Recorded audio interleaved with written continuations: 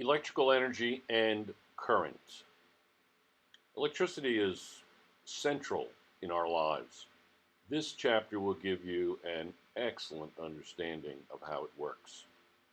During a thunderstorm, different charges accumulate in different parts of a cloud to create an electric field between the cloud and the ground. Eventually, a critical breakdown voltage is reached. At this point, the molecules in the air are broken down into charged particles, forming a state of matter called a plasma. Because a plasma conducts electricity, an electric charge flows between the cloud and the ground, an event known as lightning.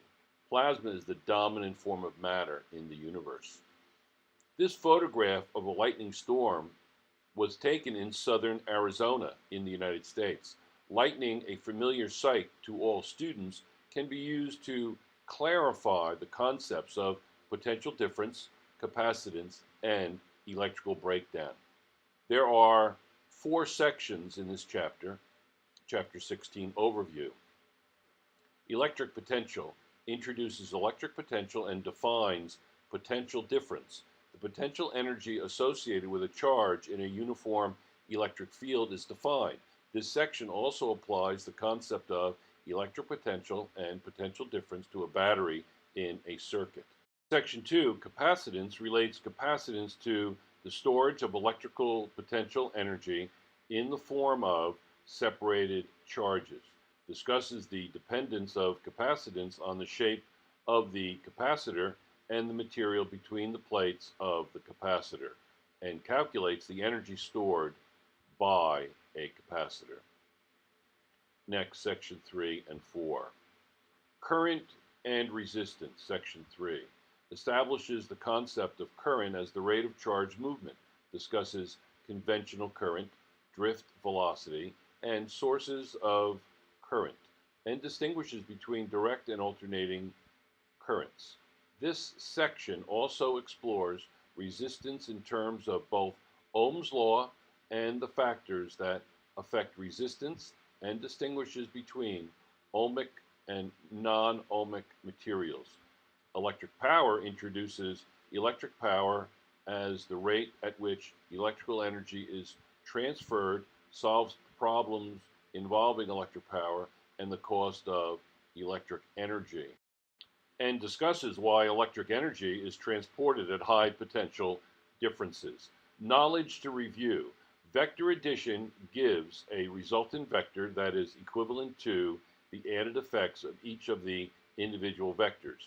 Field forces are forces that act on objects without coming into physical contact with other objects. Potential difference or potential energy is the energy associated with an object due to its position relative to another. Power is the rate at which energy is transferred or at the rate at which work is done.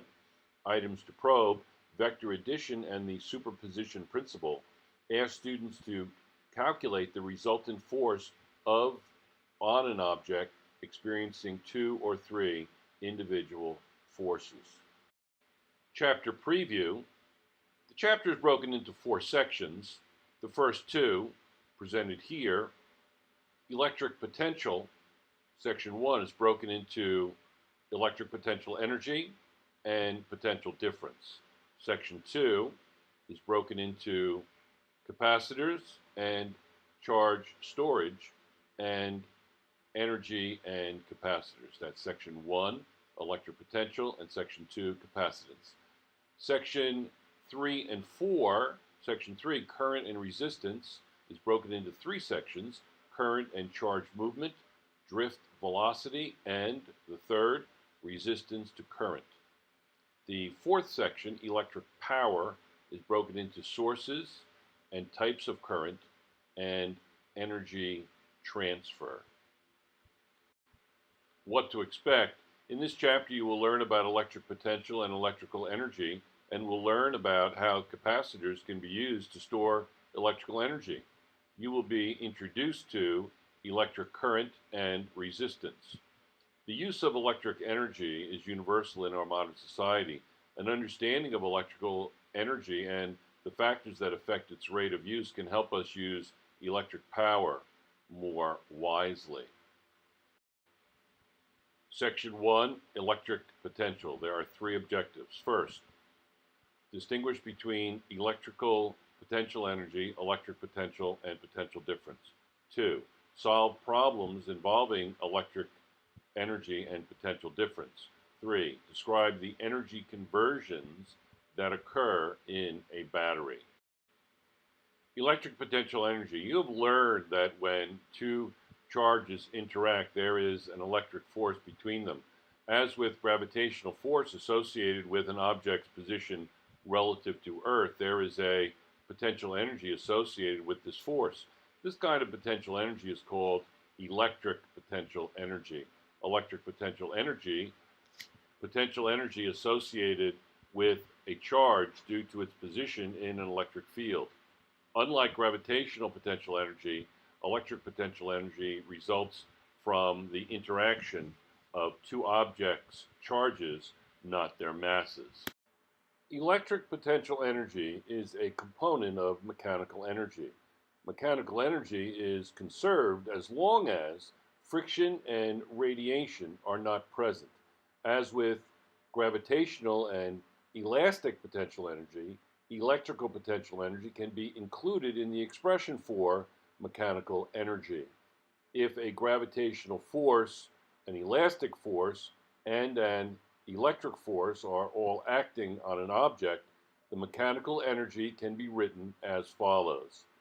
ME equals KE plus PE gravitation plus PE elastic plus PE electric. To account for the forces, except friction, that may also be present in a problem, the appropriate potential energy terms associated with each force are added to the expression for mechanical energy. Figure 1, as the charges in these sparks move, the electrical potential energy decreases, just as gravitational potential energy decreases as an object falls. Recall from your study of work and energy that any time a force is used to move an object, work is done on that object.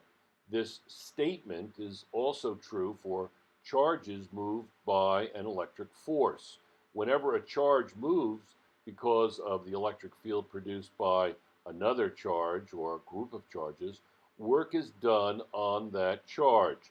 For example, negative electric charges build up on the plate in the center of a device called a Tesla coil, shown in Figure 1.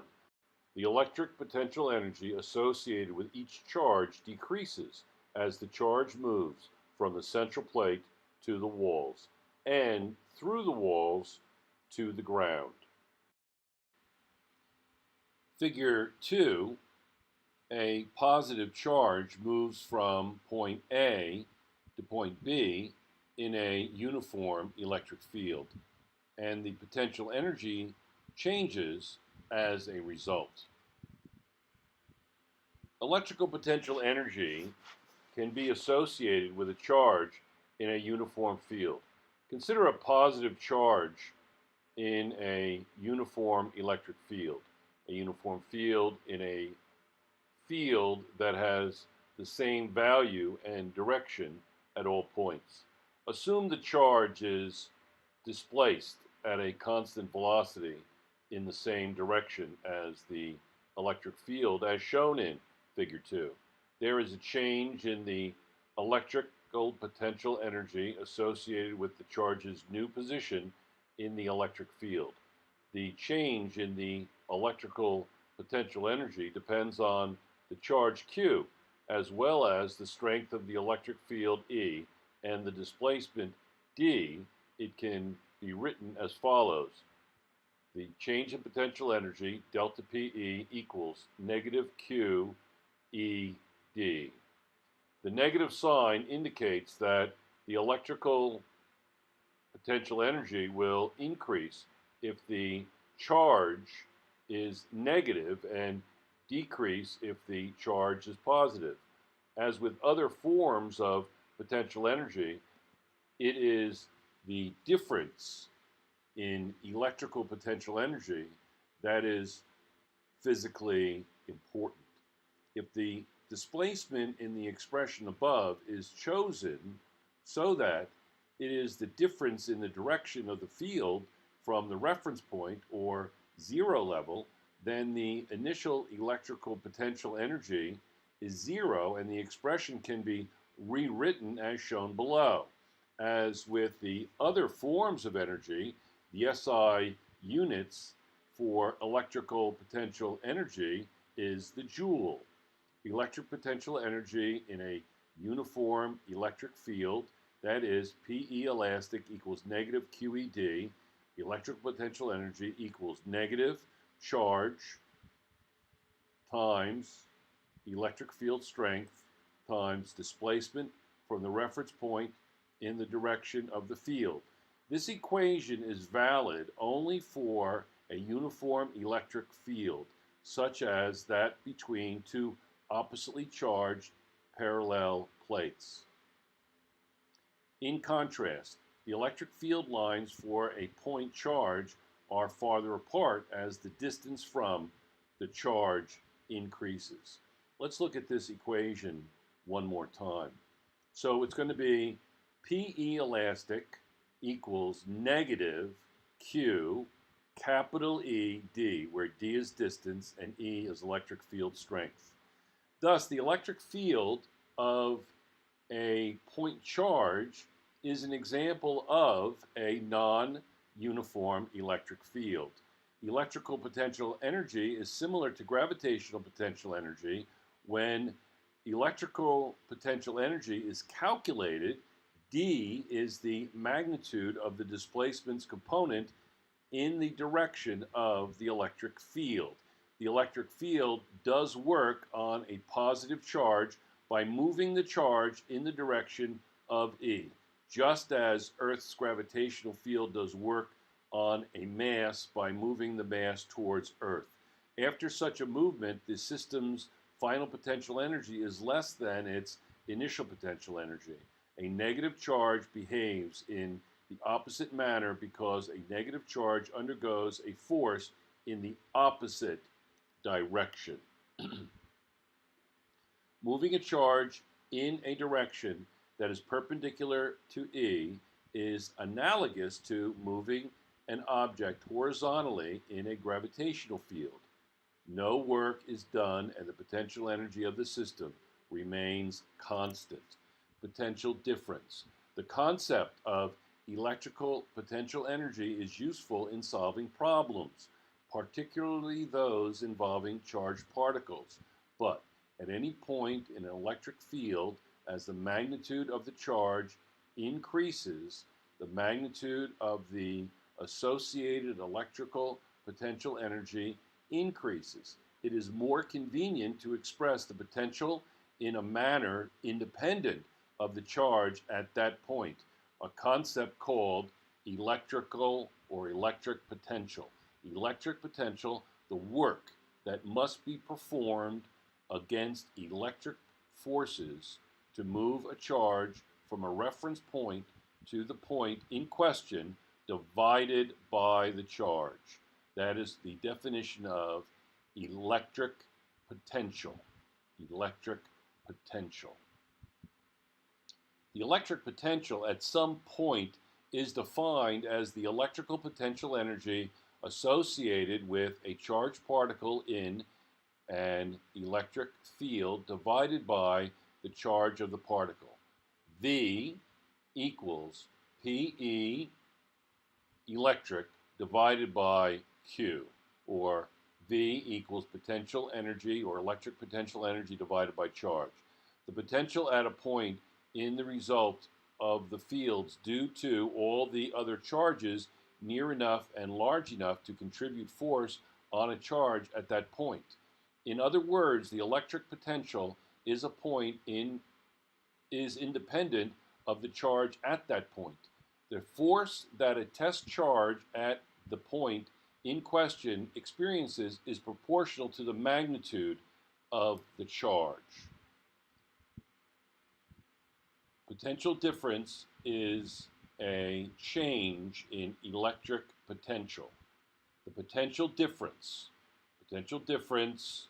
the work that must be performed against electric forces to make a charge between the 2 points in question divided by the charge. Between 2 points can be expressed as follows. In other words, without reading the definition, the potential difference between 2 points can be expressed as follows. Delta V equals PE electric divided by Q. That is, potential difference equals change in electric potential energy divided by electric charge. For a typical car battery, there is a potential difference of 13.2 volts between the negative black and the positive red terminals. Here is a die-hard battery encased for safety reasons. It contains sulfuric acid and lead, very toxic. Potential difference is a measure of the difference in the electric potential energy between two positions in space divided by the charge. The SI unit for potential difference and for electric potential is the volt, or capital V, and is equivalent to 1 joule per coulomb. As a 1 coulomb charge moves through a potential difference of 1 volt. The charge gains 1 joule of energy. The potential difference between the two terminals of a battery can range from about 1.5 volts for a small battery to 12.2 volts for a car battery like the one the student is looking at in figure 3. Because the reference point for measuring electrical potential energy is arbitrary, the reference point for measuring electric potential is also arbitrary. Thus, only changes in electric potential are significant. Remember that electrical potential energy is a quantity of energy with units of joules. However, electric potential and potential difference are both measures of energy per unit charge, measured in units of volts. And potential difference describes a change in energy per unit charge. Make sure students distinguish between the symbols for electric potential V and potential difference delta V. With the abbreviation for the unit of potential difference, the volt V, there is a relationship between the two.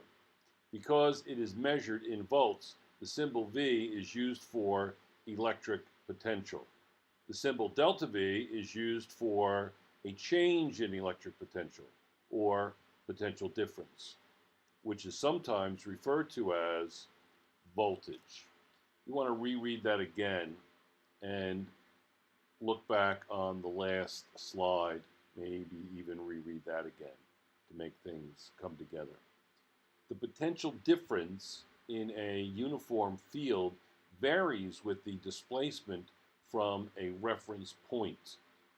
The expression for potential difference can be combined with the expression for electrical potential energy. The resulting equations are often simpler to apply in certain situations. For example, consider the electrical potential energy of a charge in a uniform electric field. PE electric equals negative QED. This expression can be substituted into the equation for potential difference. Delta V equals delta negative QED divided by Q. As the charge moves in a uniform electric field, the quantity in the parentheses does not change from the point reference. Thus, the potential difference in this case can be rewritten as follows. Potential difference in an uniform electric field, delta V equals ED. Potential difference equals negative the magnitude of the electric field times the displacement. Keep in mind that D is the displacement parallel to the field, and that motion perpendicular to the field does not change the electrical potential energy. Figure 4, the electric potential at point A depends on the charge at point B and the distance r. Figure 4, visual strategy. Point out to students that the potential energy of the system increases as the distance r decreases.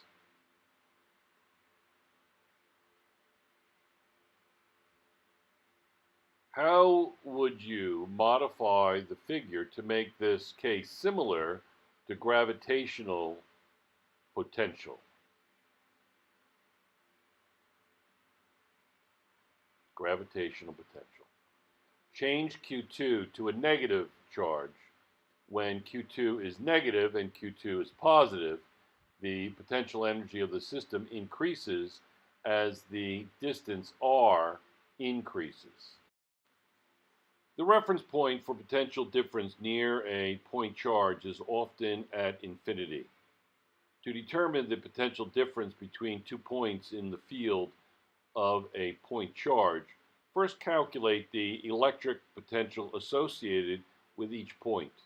Imagine a point charge Q2 at point A in the electric field of a point charge Q1 at point B, some distance r away as shown in figure 4.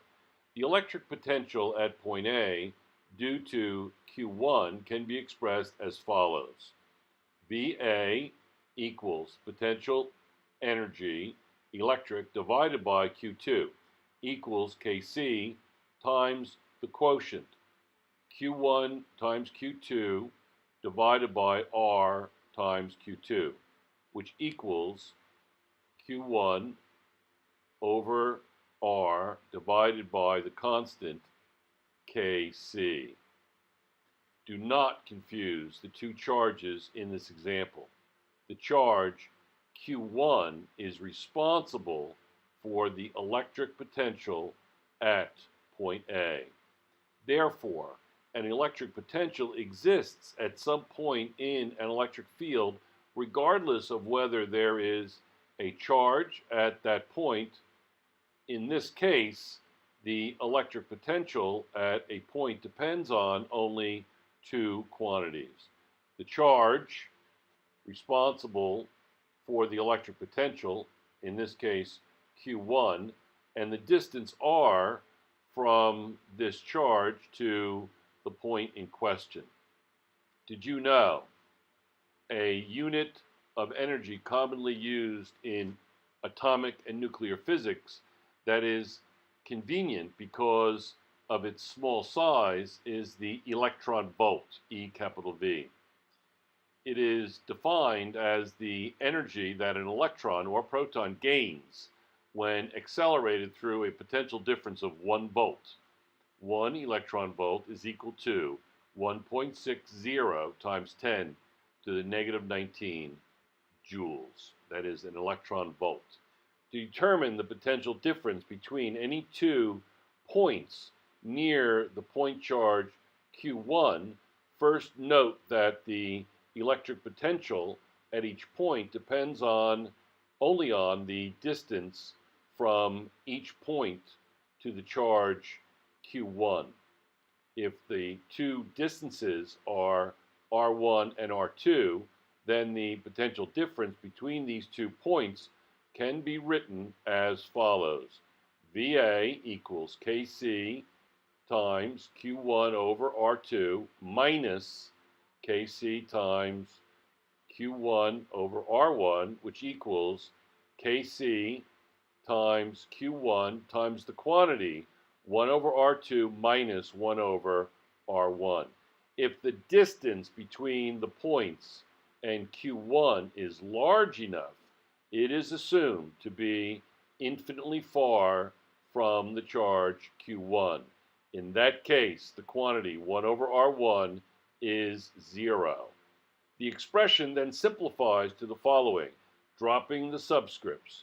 Potential difference between a point at infinity and a point near a point charge, delta V equals Kc times Q over R, or the potential difference equals the Coulomb constant times the quotient, value of the point charge divided by distance to the point charge. This result for the potential energy associated with a point charge appears identical to the electric potential associated with a point charge. The two expressions look the same only because we have chosen a special reference point from which to measure the potential difference. Again, delta V equals Kc times the ratio Q divided by R. One common application of the concept of potential difference is in the operation of electric circuits. Recall that the reference point for determining the electric potential at some point is arbitrary and must be defined. Earth is frequently designated to have an electric potential of 0 and makes a convenient reference point. Thus, grounding an electric device, connecting it to Earth, creates a possible reference point, which is commonly used to measure the electric potential in an electric circuit. The superposition principle can be used to calculate the electric potential for a group of charges. The electric potential at a point near 2 or more charges is obtained by applying a rule called the superposition principle. Very important principle. This rule states that the total electric potential at some point near several point charges is the algebraic sum of the electric potentials resulting from each of the individual charges. The volt is named after Italian physicist Alessandro Volta, 1745 to 1827, who developed the first practical electric battery, known as a voltaic pile. Because potential difference is measured in units of volts, it is sometimes referred to as voltage. While this is similar to the method used previously to find the resultant electric field at a point in space, here the summation is much easier to evaluate because the electric potentials are scalar quantities, not vector quantities. Alessandro Volta. There are no vector components to consider. To evaluate the electric potential at a point near a group of point charges, you simply take the algebraic sum of the potentials resulting from all charges. Remember, you must keep track of signs. Misconception alert. Some students may confuse electric potential, V equals Kc Q1 over R, and potential difference, V equals Kc Q1 over R, because of the similarity between their equations. Remind them that this similarity is the result of choosing zero potential at infinite distance as a reference point. To reinforce the individual nature of the two concepts, work out an example on the chalkboard or overhead projector using a different reference point. It's all in the delta sign. The electric potential at some point near a positive charge is positive, and the potential near a negative charge is negative. Potential energy and potential difference, sample problem A. A charge moves a distance of 2 centimeters in the direction of a uniform electric field whose magnitude is 215 newtons per coulomb. As the charge moves, its electric potential energy decreases from 6.9 times 10 to the negative 19th joules. Find the charge on the moving particle. What is the potential difference between the two locations? Here's given and the unknown.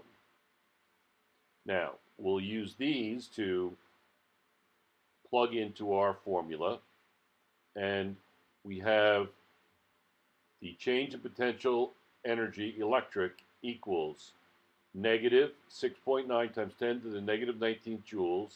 We have the diameter as 0.02 meters, and the E, the electric field strength of 215 newtons per coulomb. Use the equation I just listed for the change in potential electric potential energy. Rearrange to solve for Q and insert the values. All right, there's Q because we're given the delta PE electric. There's the plug-in, and that's bringing it forward, and it is negative 6.9 times 10 to the negative 19th joules. The potential difference is the magnitude of E times the displacement.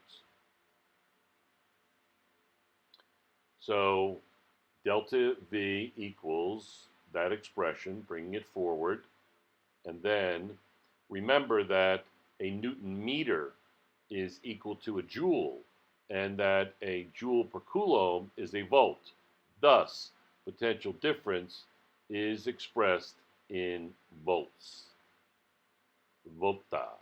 Delta V equals negative 4.3 volts.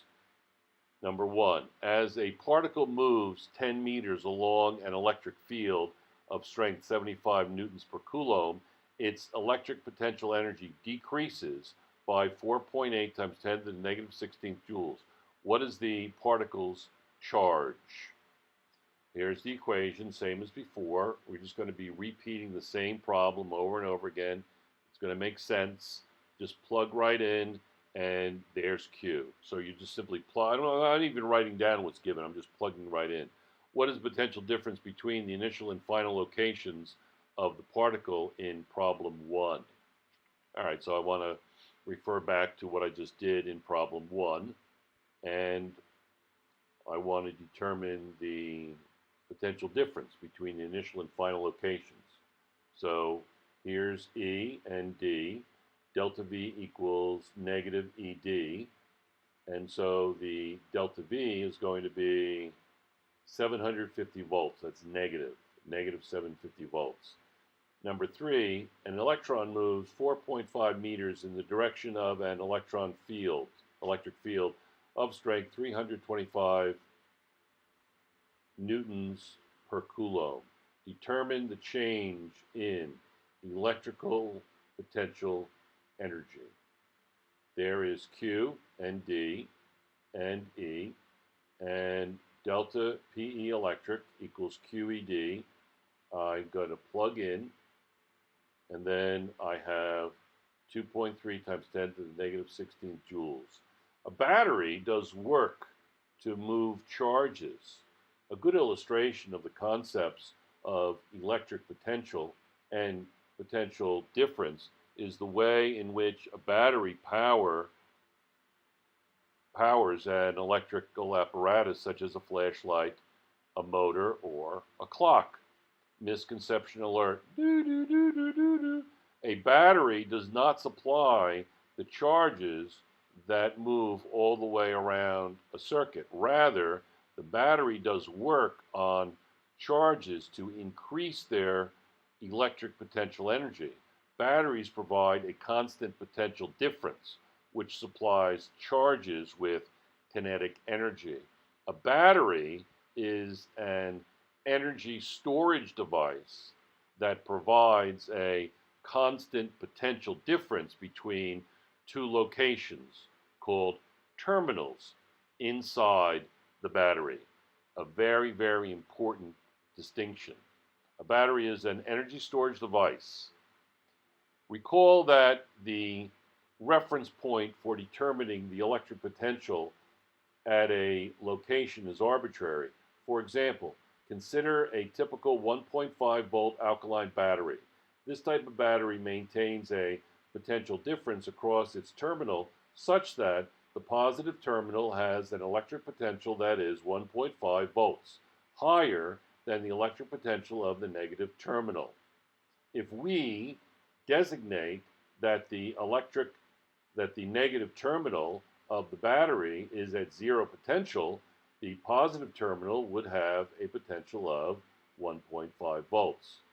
We could just as correctly choose the potential of the negative terminal to be negative 0.75 volts, and the positive terminal to be positive 0.75 volts.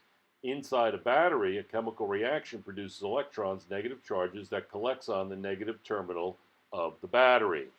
Negative charges move inside the battery from the positive terminal to the negative terminal through a potential difference, or delta V, equals negative 1.5 volts.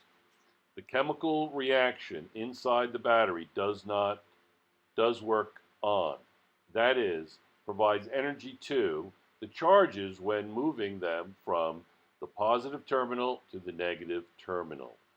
This transit increases the magnitude of the electric potential energy associated with the charges. The result of this motion is that every coulomb of charge that leaves the positive terminal of the battery is associated with a total of 1.5 joules of electrical potential energy. Now consider the movement of electrons in an electrical device that is connected to a battery. As 1 coulomb of charge moves through the device towards the positive terminal of the battery, the charge gives up its 1.5 joules of electrical energy to the device.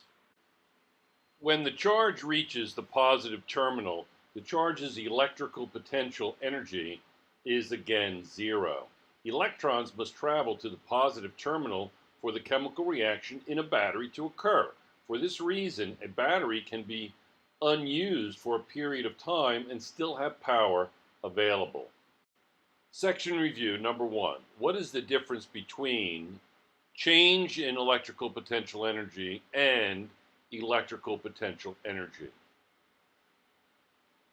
The change in electrical potential energy equals minus the charge times the electrical field, capital E, times delta D, which equals the potential energy final minus the potential energy initial, is the change in electrical potential energy between 2 points.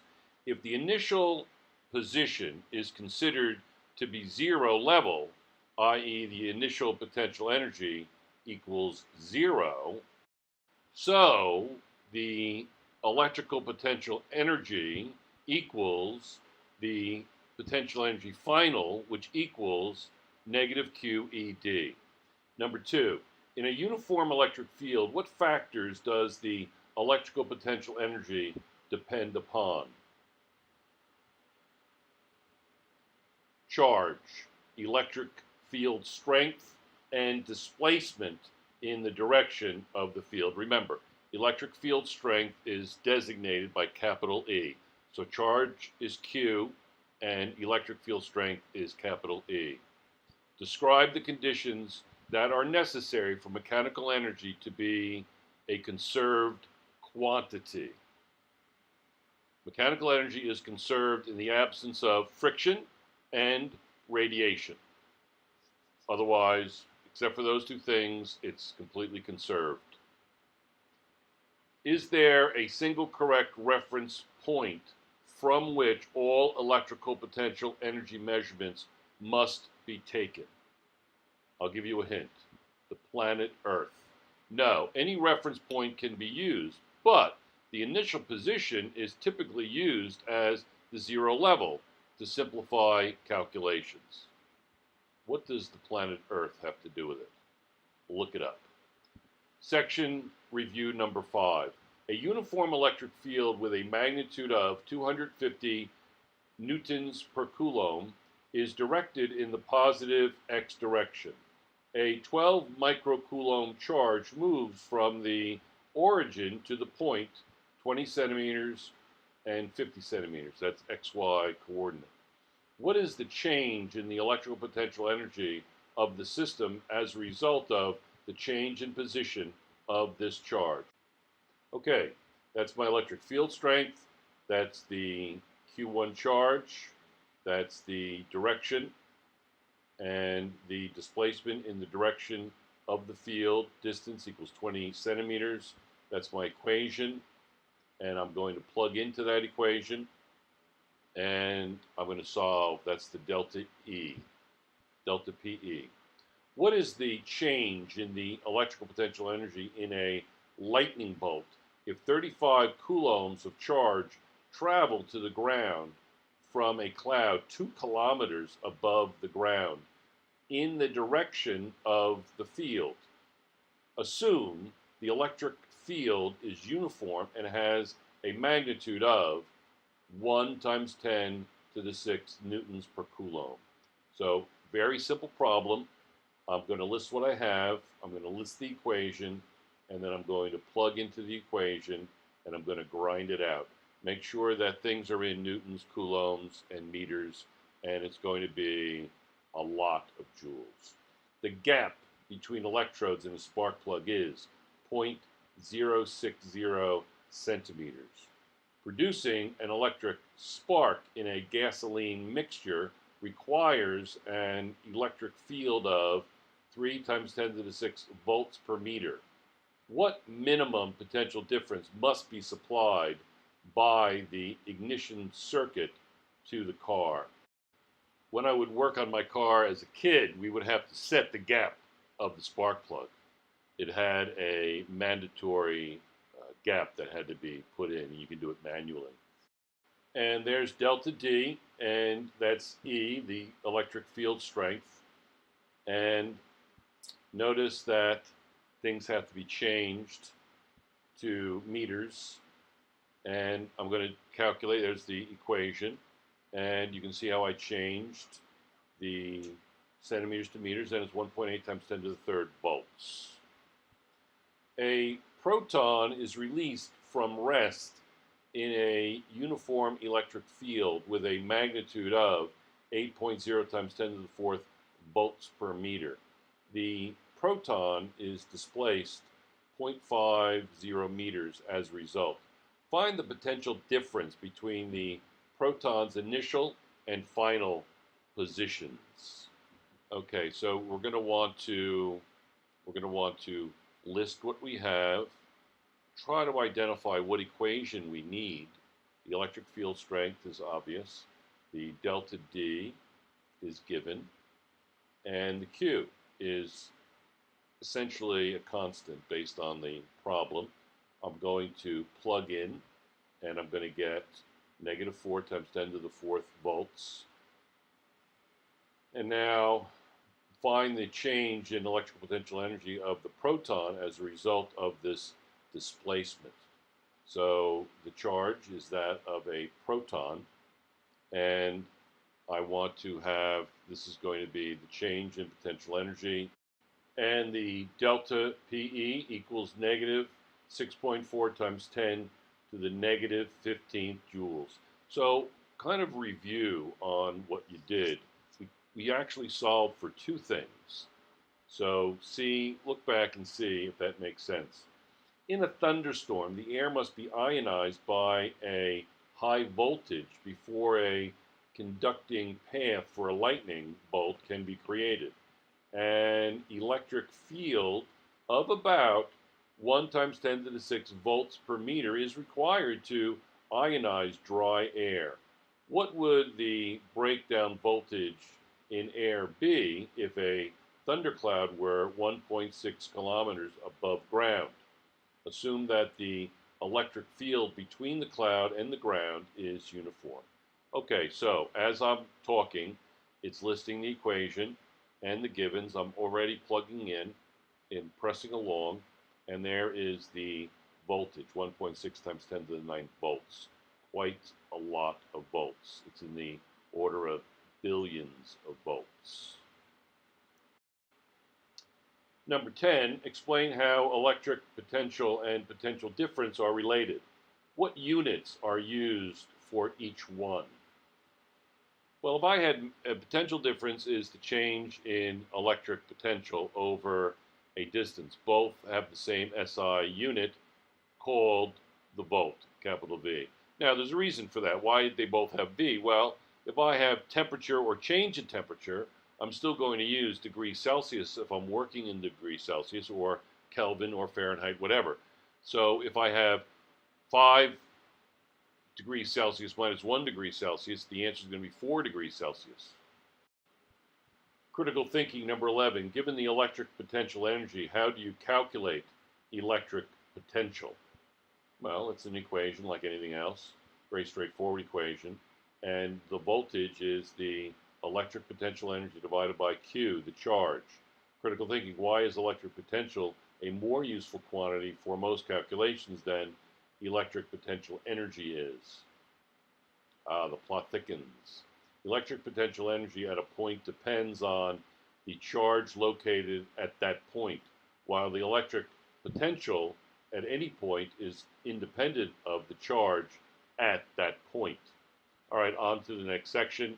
Section 2, capacitance. Relate capacitance to the storage of electrical potential energy in the form of separated charges. Calculate the capacitance of various devices. Calculate the energy stored in a capacitor. Capacitors and charge storage. A capacitor is a device that is used to store electric potential energy. It has many uses, including tuning the frequency of radio receivers, eliminating sparking in automobile ignition systems, and storing energy in electronic flash units. An energized or charged capacitor is useful because energy can be reclaimed from the capacitor when needed for a specific application. A typical design for a capacitor consists of 2 parallel plates separated by a small distance. This type of capacitor is called the parallel plate capacitor. When we speak of the charge on a capacitor, we mean the magnitude of the charge on either plate. What devices? I'll give you a little extra credit assignment. Name me some devices that use capacitors other than what was listed here. Figure 5, when connected to a battery, the plates of a parallel plate capacitor become oppositely charged. Now study that very carefully. I kind of flashed that on the board, but study that carefully. Visual strategy, figure 5. Point out to the students that figure 5 represents the net charge accumulation on a charged capacitor. So pointed out. Is the net charge of a charged capacitor greater than, less than, or equal to the net charge of the same capacitor when it is uncharged? The net charges of the 2 capacitors are equal. The net charges of the 2 capacitors are equal. And now, the capacitor is energized by connecting the plates to the 2 terminals of a battery or other source of potential difference, as figure 5 shows. Let's read down at the bottom before we go to the language of physics. When this connection is made, charges are removed from one of the plates, leaving the plate with a net charge. Let's look at language of physics. In everyday language, capacity means the amount something can hold.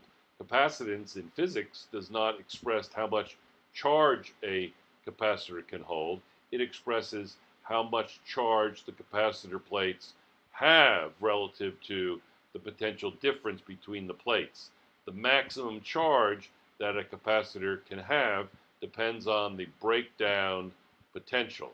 When this, as I've already read that, but when this connection is made, charges are removed from one of the plates, leaving the plate with a net charge. So I read it again.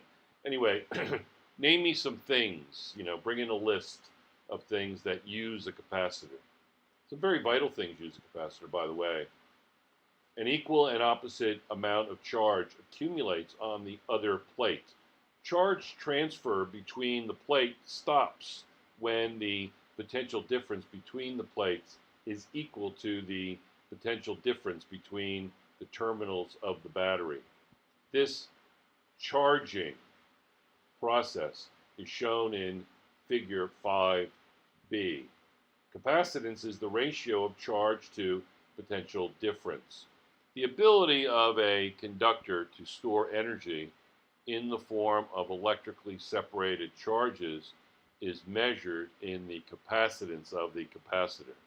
Capacitance, the ability of a conductor to store energy in the form of electrically separated charges. Again, you will be amazed as to how many things in everyday life, emergency things, by the way, have capacitors. Look at the old televisions, research the old televisions, and see what kind of capacitors they had. Capacitance is defined as the ratio of the net charge on each plate to the potential difference created by the separated charges. Capacitance equals Q over delta V. Capacitance equals magnitude of charge on each plate divided by the potential difference. The SI unit for capacitance is the farad, capital F, which is equivalent to a coulomb per volt. In practice, most typical capacitors have capacitances ranging from microfarads to picofarads. Capacitance depends on the size and shape of the capacitor. The capacitance of parallel plate capacitor with no material between its plates is given by the following expression.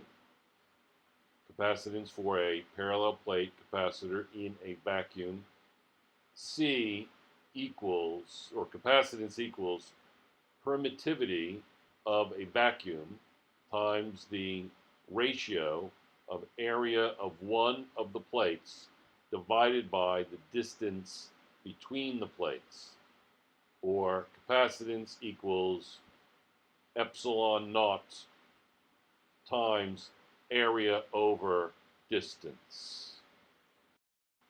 In this expression, the Greek letter epsilon, looks like an E, represents a constant called the permittivity of the medium. This is a little bright, isn't it? In this expression, the Greek letter epsilon represents a constant called the permittivity of the medium. When it is followed by a subscripted 0, it refers to a vacuum. It has a magnitude of 8.85 times 10 to the negative 12 coulomb squared over Newton meter squared. We can combine the two equations for capacitance to find an expression for the charge stored on a parallel plate capacitor. Q equals the epsilon naught A over D times the delta V.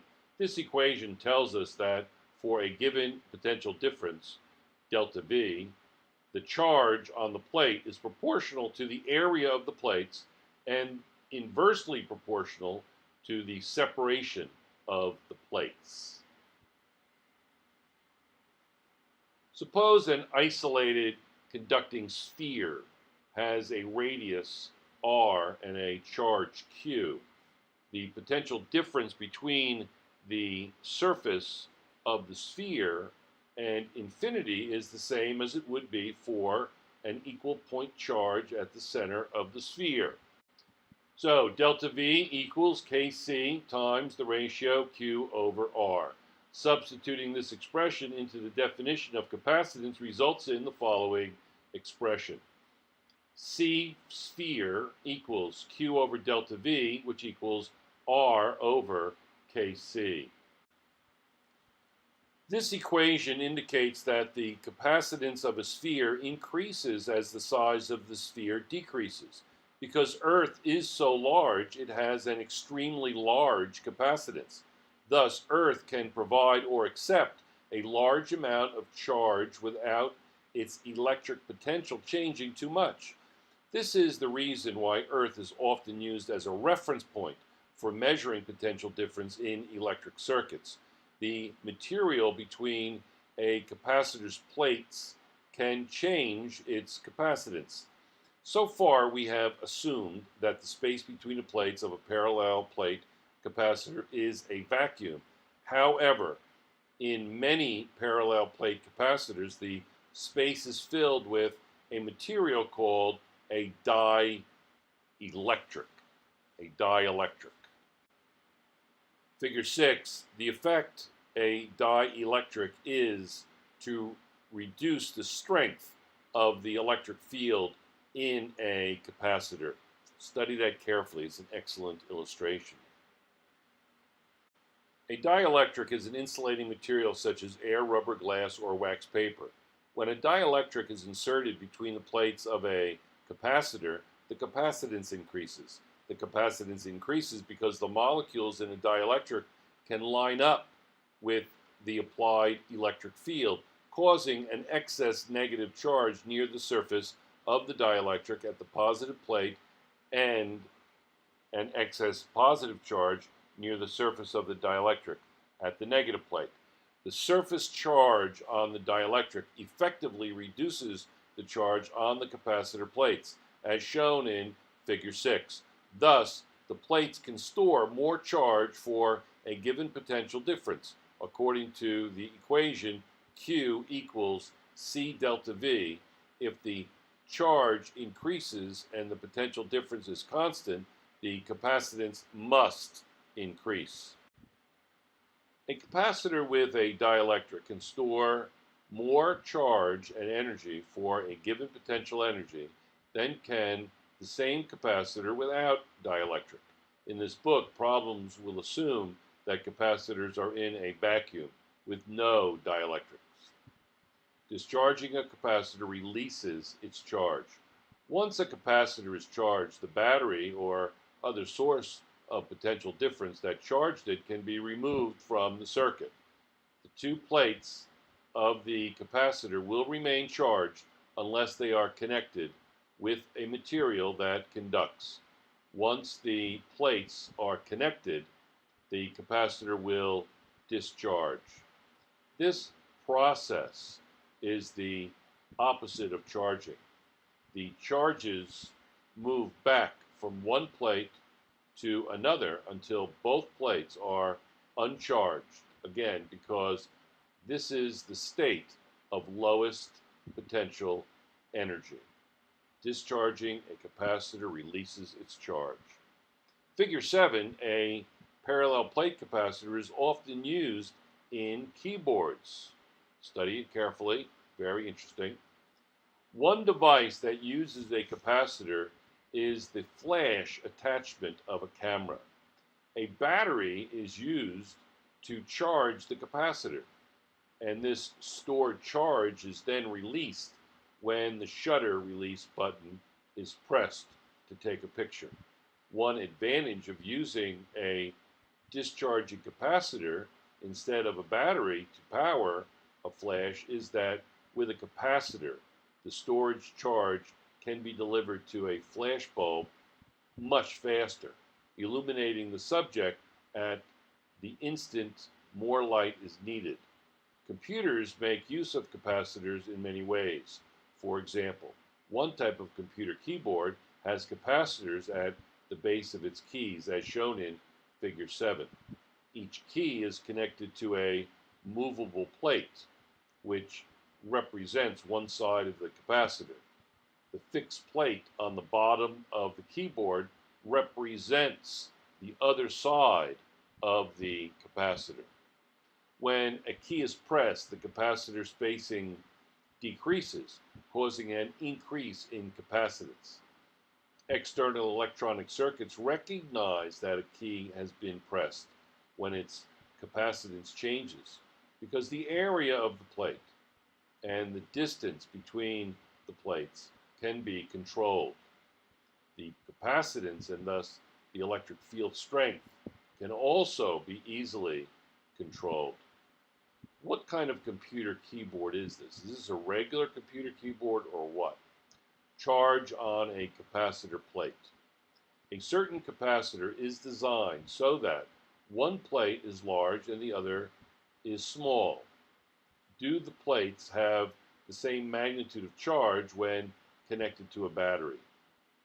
Capacitor storage. What does a capacitor store given that the net charge is a parallel plate capacitor is always 0? Answer. Number 1, charge on a capacitor plate. Yes, because charge is conserved. Number 2, electric potential energy. This is a great diagram I took off the internet. Energy and capacitors. A charged capacitor stores electric potential energy because it requires work to move charges through a circuit to the opposite plates of a capacitor. The work done on these charges is a measure of the transfer of energy. For example, if a capacitor is initially uncharged so that the plates are at the same electric potential, that is, if both plates are neutral, then almost no work is required to transfer a small amount of charge from one plate to the other. However, once a charge has been transferred, a small potential difference appears between the plates. As additional charge is transferred from this potential difference, the electric potential energy of the system increases. This increase in energy is the result of work done on the charge. The electric potential energy stored in a capacitor that is charged from 0 to some charge Q is given by the following expression. The electric potential energy stored in a charged capacitor, potential energy electric, the electric potential energy equals 1/2 Q delta V. The electric potential energy equals 1/2 charge on one plate times the final potential energy.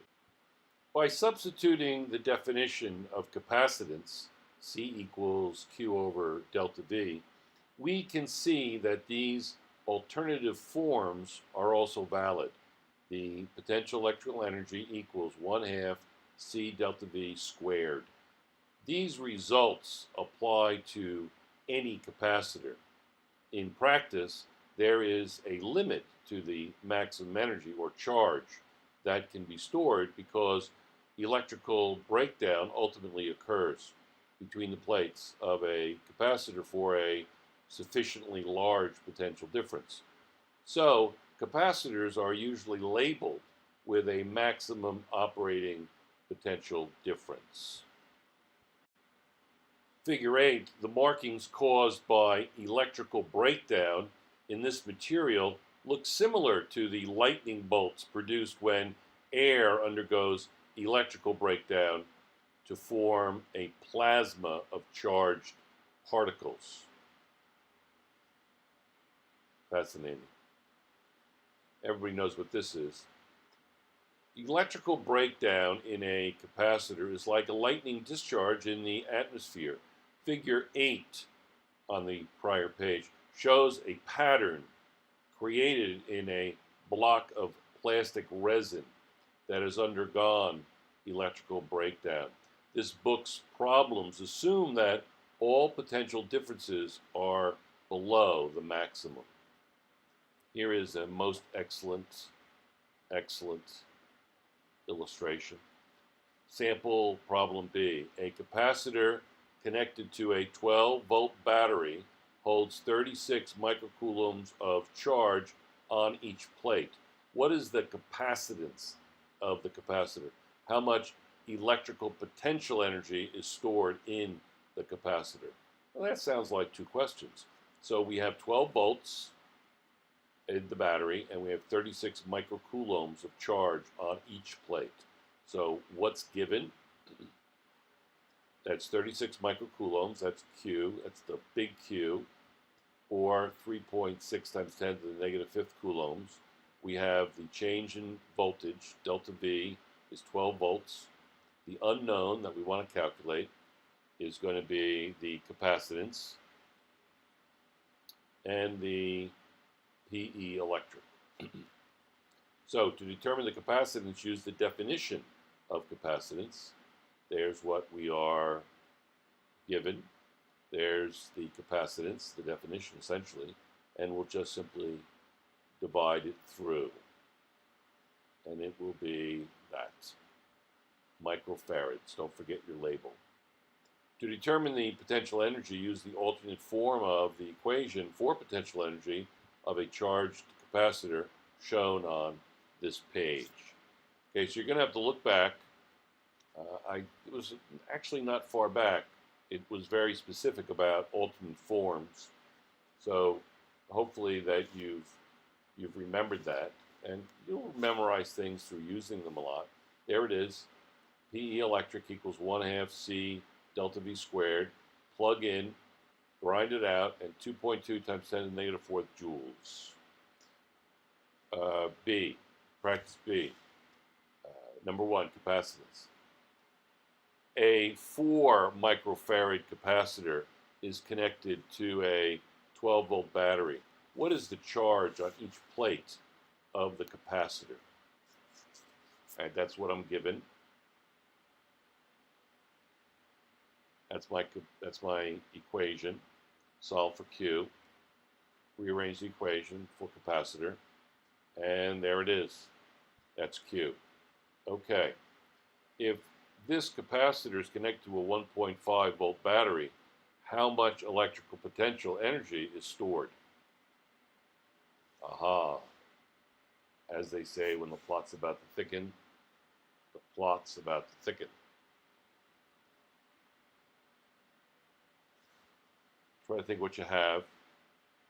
That's a good equation. What do you think? Yeah, you just plug in, and don't forget to square, and 4.5 times 10 to the negative 6 joules. It's a far difference from that thunder strike, that lightning strike. A parallel plate capacitor has a charge of 6 microcoulombs. When charged by a potential difference of 1.25 volts, find its capacitance. Look up, I'll wait until I get time to talk. There's my definition of capacitance. C equals Q over delta V, and there's the number of farads. How much electrical potential energy is stored when this capacitor is connected to a 1.5 volt battery. So look up AED. I'm not going to tell you what that stands for. And look up to see if they, one, have a capacitor, and tell me something, write something about it. Write something about a capacitor that's in an AED if they have one. Okay, so there it is, 5.4 times 10 to the negative 6 joules. A capacitor has a capacitance of 2 picofarads. That's 2 times 10 to the negative 12. What potential difference would be required to store 18 picocoulombs? So there's it. 10 to the negative 12 is pico. So it'll be 9 volts. 9-volt battery. How much charge is stored when the potential difference is 2.5 volts? 2.5 volts.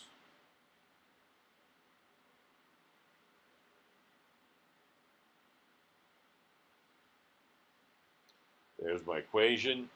I'm plugging in, and I get 5 times 10 to the negative 12th coulombs. You are asked to design a parallel plate capacitor having a capacitance of 1 farad and a plate separation of 1 millimeter. Calculate the required surface area of each plate. Is this a realistic size for a capacitor? Well, C equals epsilon naught. Naught means 0, like lowercase 0. A over D. Solve for A. And we have, wow, 1.13 times 10 to the 8th meters squared. So, wow, you can answer the question, is that reasonable? So 10 to the 8th is on the order of 100 million. So you're going to have an area of 1.13 times 10 to the 8th meters squared. So that's pretty big. Okay, assume Earth and a cloud layer 800 meters above the Earth can be treated as plates of a parallel plate capacitor. A, if the cloud layer has an area of 1 times 10 to the 6th meters squared, what is the capacitance? Okay, so let's start out with what is given. The distance is 800 meters. The area is 100, 1 times 10 to the 6th meters squared. The electric field strength, the equation, plug in, and calculate. 1.11 times 10 to the negative 8 square meters. If an electric field strength of 2 million newtons per coulomb causes the air to conduct charge, lightning, what charge can the cloud hold? So we're looking at the capacitance of the cloud, essentially.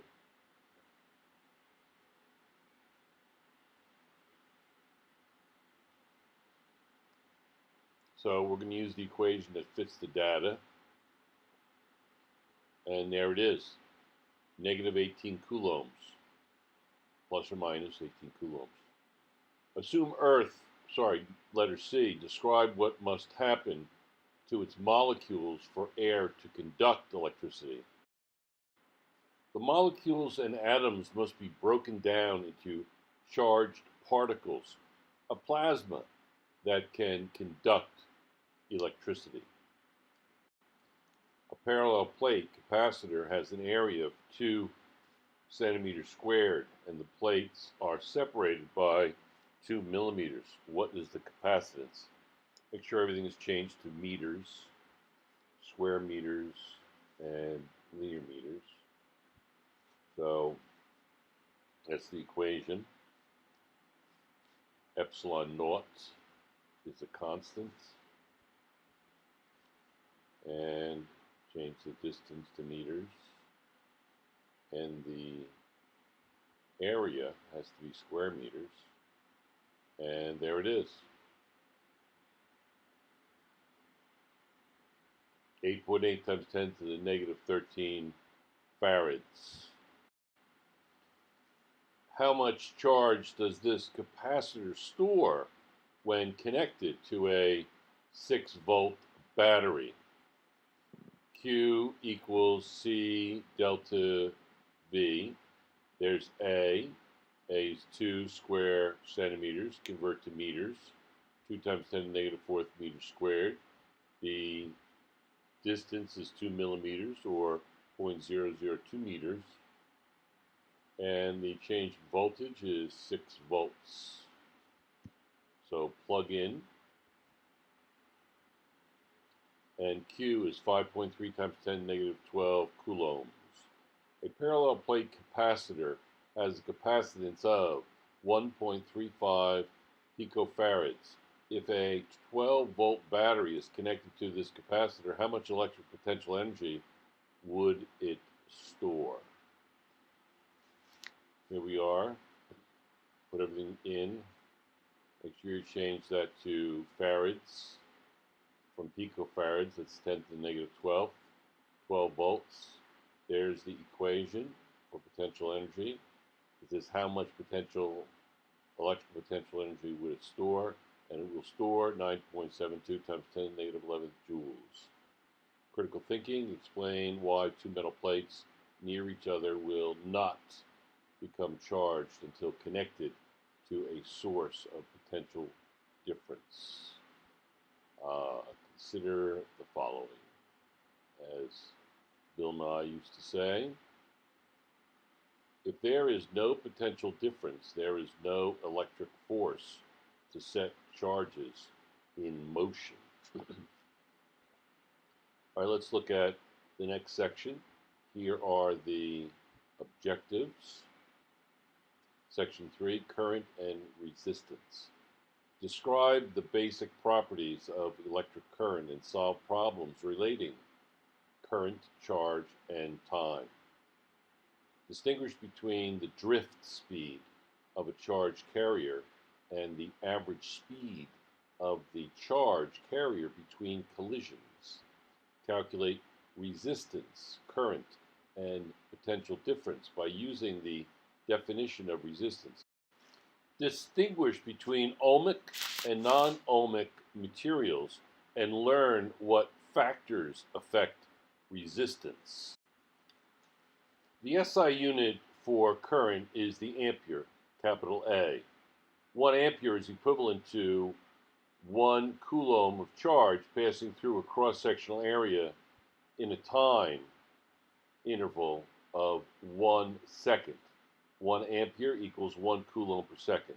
Figure 9, the current in this wire is defined as the rate at which electric charge is passed through a cross-sectional area of a wire.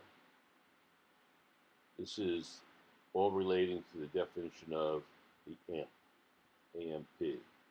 Use this diagram to reinforce the definition of current as the rate of charge movement. How does the current change if the number of charged carriers increases? The current increases if you increase the number of charged carriers. Next question. How does the current change if the time interval during which a given number of charged carriers pass the cross-sectional area increases?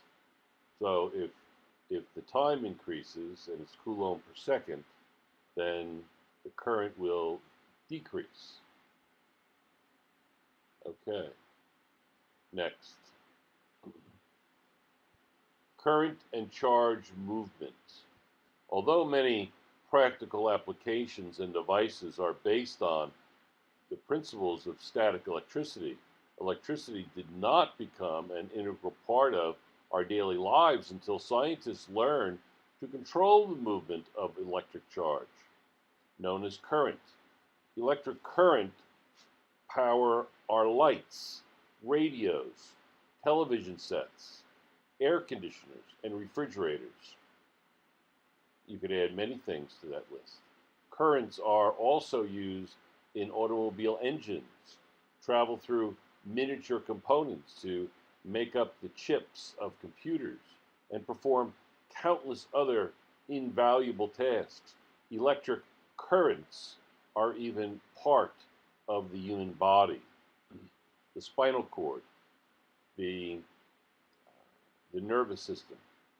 This connection between physics and biology was discovered by Luigi Galvani, 1737 to 1798, while conducting electrical experiments near a frog he had recently dissected.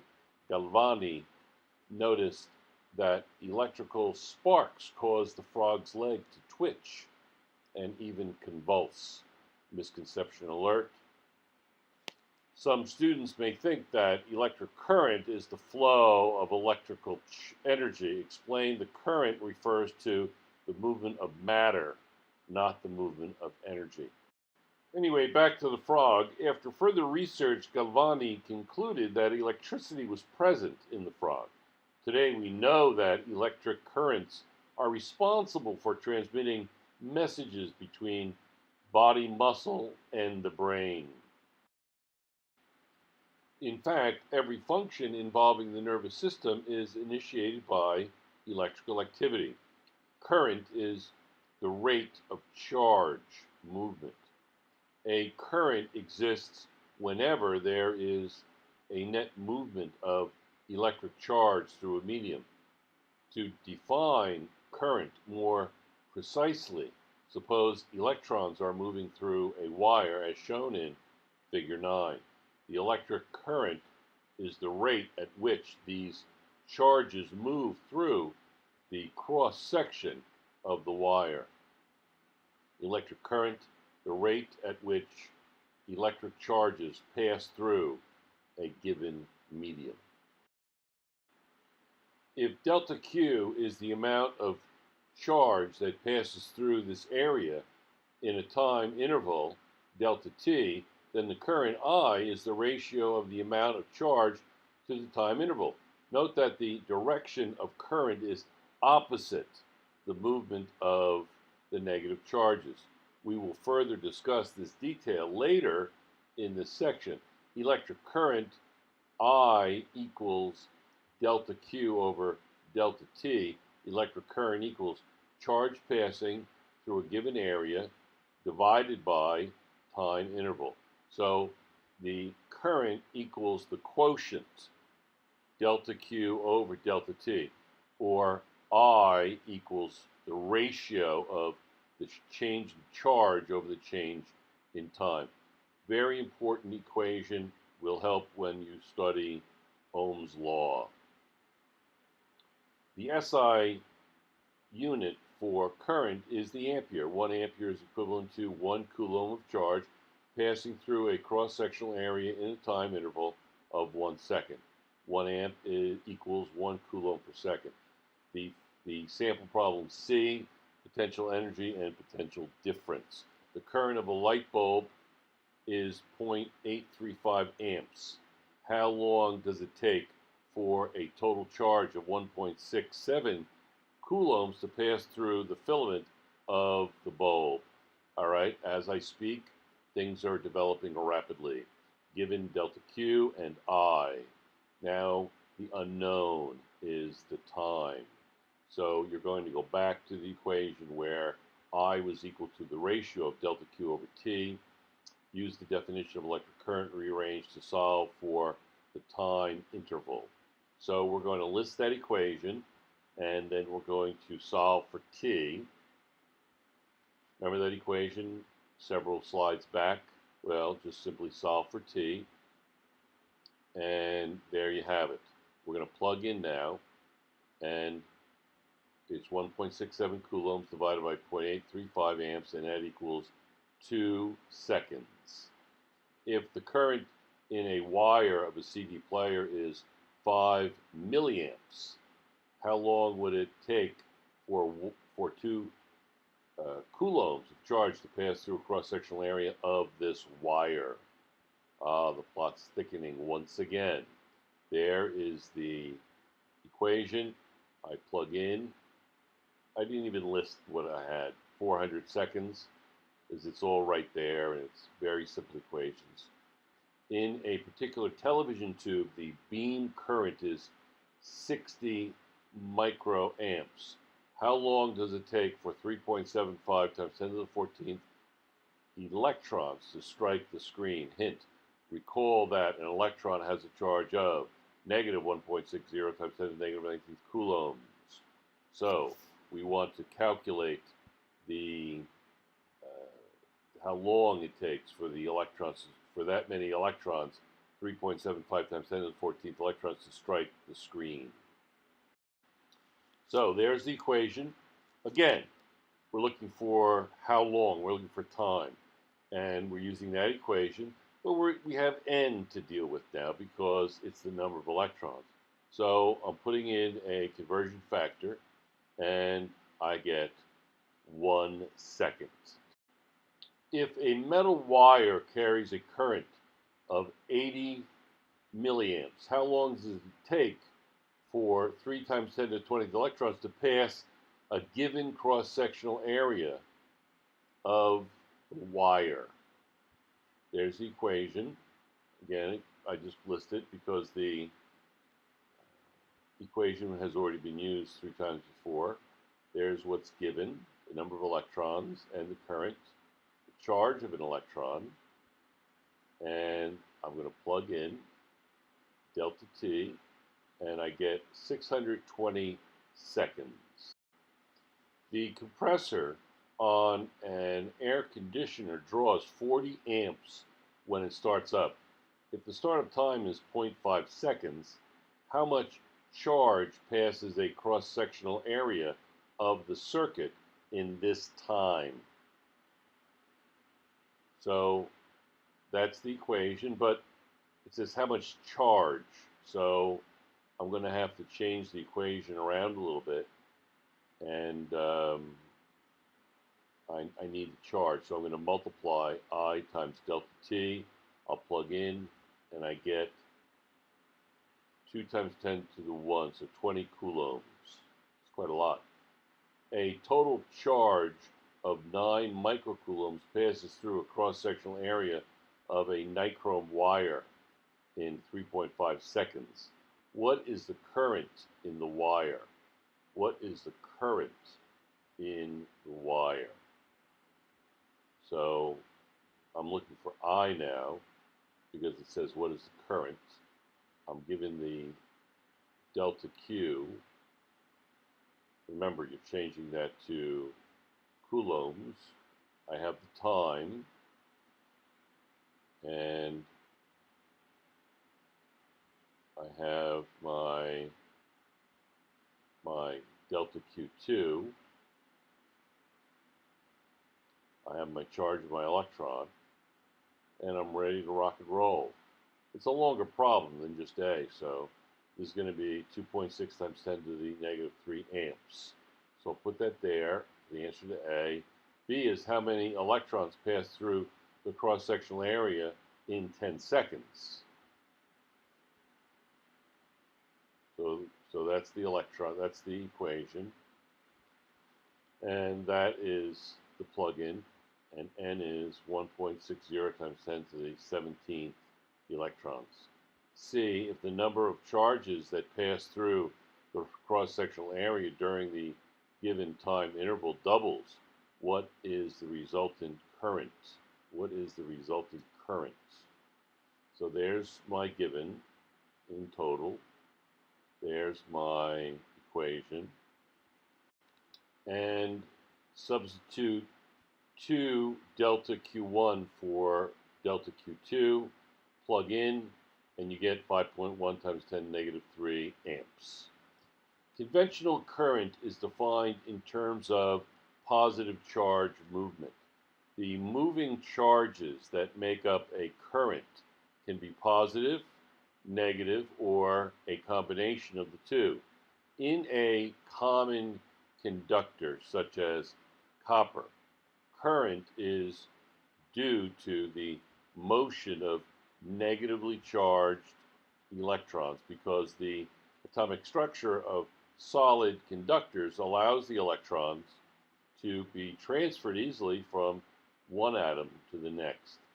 Misconception alert, some students may think that the charges moving in a circuit are always positive.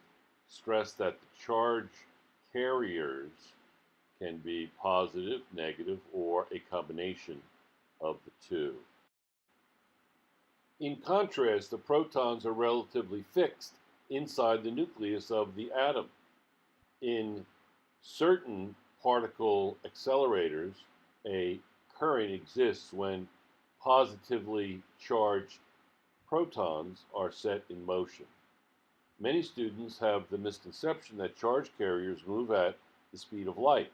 When discussing the concept of drift velocity, address this misconception directly with students. In some cases, in gases and dissolved salts, for example, current is the result of positive charges moving in one direction and negative charges moving in the opposite direction. Positive and negative charges in motion are sometimes called charge carriers. Table 1, conventional current. Study it well. I will refer to it on the next slide. Conventional current is defined in terms of the flow of positive charges. Thus, negative charge carriers such as electrons would have a conventional current in the direction opposite their physical motion. The three possible cases of charge flow are shown in Table 1. We will use conventional current in this book unless otherwise stated. As you learned in Section 1, an electric field in a material sets charges in motion. For a material to be a good conductor, charge carriers in the material must be able to move easily through the material. Many metals are good conductors because metals usually contain a large number of free electrons. Body fluids and salt water are able to conduct electric charge because they contain charged atoms called ions. Because dissolved ions can move through solution easily, they can be charge carriers. A solute that dissolves in water to give a solution that conducts electric current is called an electrolyte. Drift velocity. When you turn on a light switch, the light comes on almost immediately. For this reason, many people think that electrons flow very rapidly from the switch to the bulb. I'm going to read below the misconception. However, this is not the case. When you turn on the switch, electron motion near the switch changes the electric field there, and the change propagates throughout the wire very quickly. Such changes travel through the wire at nearly the speed of light. Now, misconception alert. Many students have the misconception that charge carriers move at the speed of light. When discussing the concept of drift velocity, address this misconception directly with students. Figure 10. When an electron moves through a conductor, collisions with the vibrating metal atoms of a conductor force the electrons to change its direction constantly. The charges themselves, however, travel much less slowly. Drift velocity is the net velocity of charge carriers. To see how the electrons move, consider a solid conductor in which the charge carriers are free electrons. When the conductor is in electrostatic equilibrium, the electrons move randomly, similar to the movement of molecules in a gas. When a potential difference is applied across the conductor, the electric field is set up inside the conductor. The force due to the field sets the electrons in motion, thereby creating a current. These electrons do not move in straight lines along the conductor in a direction opposite the electric field. Instead, they undergo repeated collisions with the vibrating metal atoms of the conductor. If these collisions were charted, the results would be a complicated zigzag pattern like the one shown in Figure 10. The energy transferred from the electrons to the metal atoms during the collisions increases the vibrational energy of the atoms, and the conductor's temperature increases. The electrons gain kinetic energy as they are accelerated by the electric field in the conductor. They also lose kinetic energy because of the collisions described above. However, despite the internal collisions, the individual electrons move slowly along the conductor. to a direction opposite the electric field with a velocity known as drift velocity, or v drift. Drift velocity, the net velocity of a charge carrier moving in an electric field. Drift speeds are relatively small. The magnitudes of drift velocities or drift speeds are typically very small. In fact, the drift speed is much less than the average speed between collisions. For example, in a copper wire that has a current of 10.0 amps, the drift speed of electrons is only 2.46 times 10 to the negative fourth meters per second. These electrons would take about 68 minutes to travel 1 meter. The electric field, on the other hand, reaches electrons throughout the wire at a speed of approximately equal to the speed of light. Conceptual challenge 1. Electric field inside a conductor. We concluded in our study of electrostatics that the field inside a conductor is zero. Yet we have seen that an electric field exists inside a conductor that carries a current. How is this zero electric field possible? If charges travel very slowly through a metal, approximately 10 to the negative fourth meters per second, why doesn't it take several hours for a light to come on after you flip a switch? Curious. That was 2, turning on a light. Particle accelerator. The positively charged dome of a Van de Graaff generator can be used to accelerate positively charged protons. A current exists due to the motion of these protons. In this case, how does the direction of conventional current compare with the direction in which the charge carriers move? All right, going back to the first one, electric field inside a conductor. The electric field in a conductor must be zero when the conductor is in electrostatic equilibrium. But this conclusion does not apply if charges are in motion. Turning on a light, the signal for charges to begin moving the electric fields travels at nearly the speed of light. Particle accelerator, they are the same.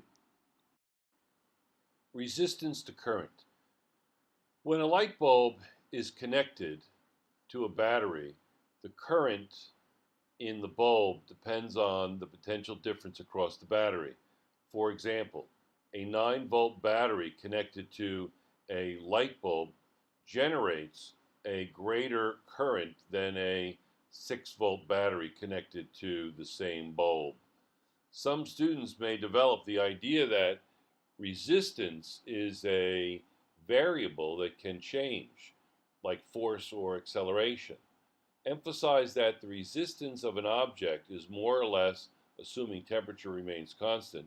Once a resistor is built, it usually has a fixed resistance. Exceptions are non-ohmic resistors. The resistance of a circuit can be changed by adding or changing resistors, just as adding mass to an object changes its total mass. But potential difference is not the only factor that determines the current in the light bulb. The materials that make up the connecting wires and the bulb's filament also affect the current in the bulb. Even though most materials can be classified as conductors or insulators, some conductors allow charges to move through them more easily than others. The opposition to the motion of charge through a conductor is called the conductor's resistance.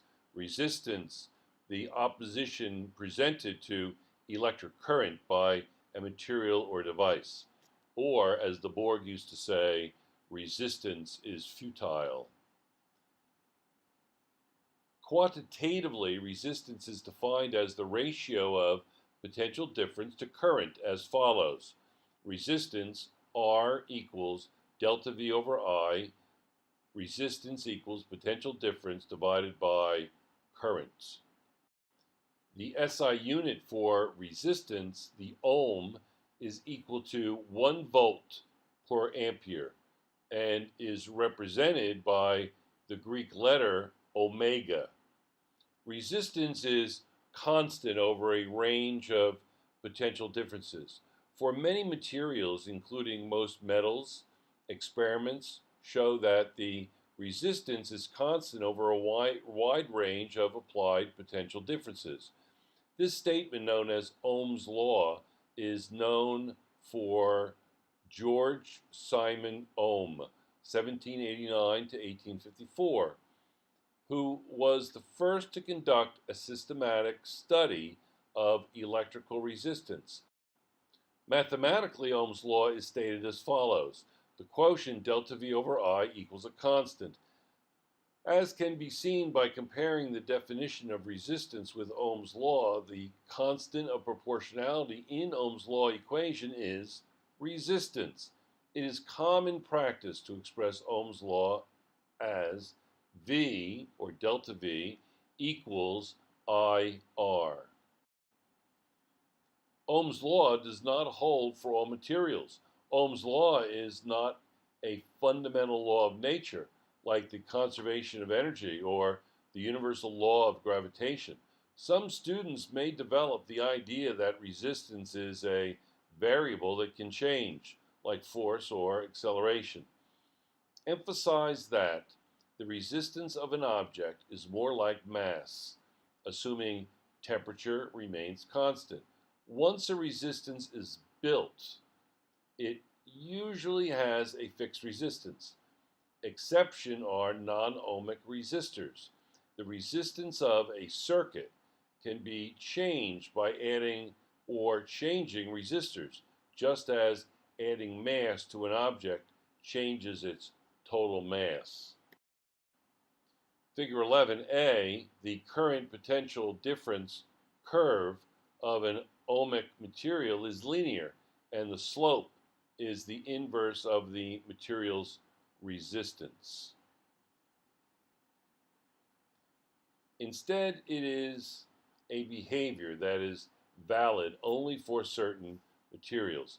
Materials that have a constant resistance over a wide range of potential differences are said to be ohmic. A graph of current versus potential difference for an ohmic material is linear, as shown in Figure 11a. This is because the slope of such a graph, I over delta R, is inversely proportional to resistance.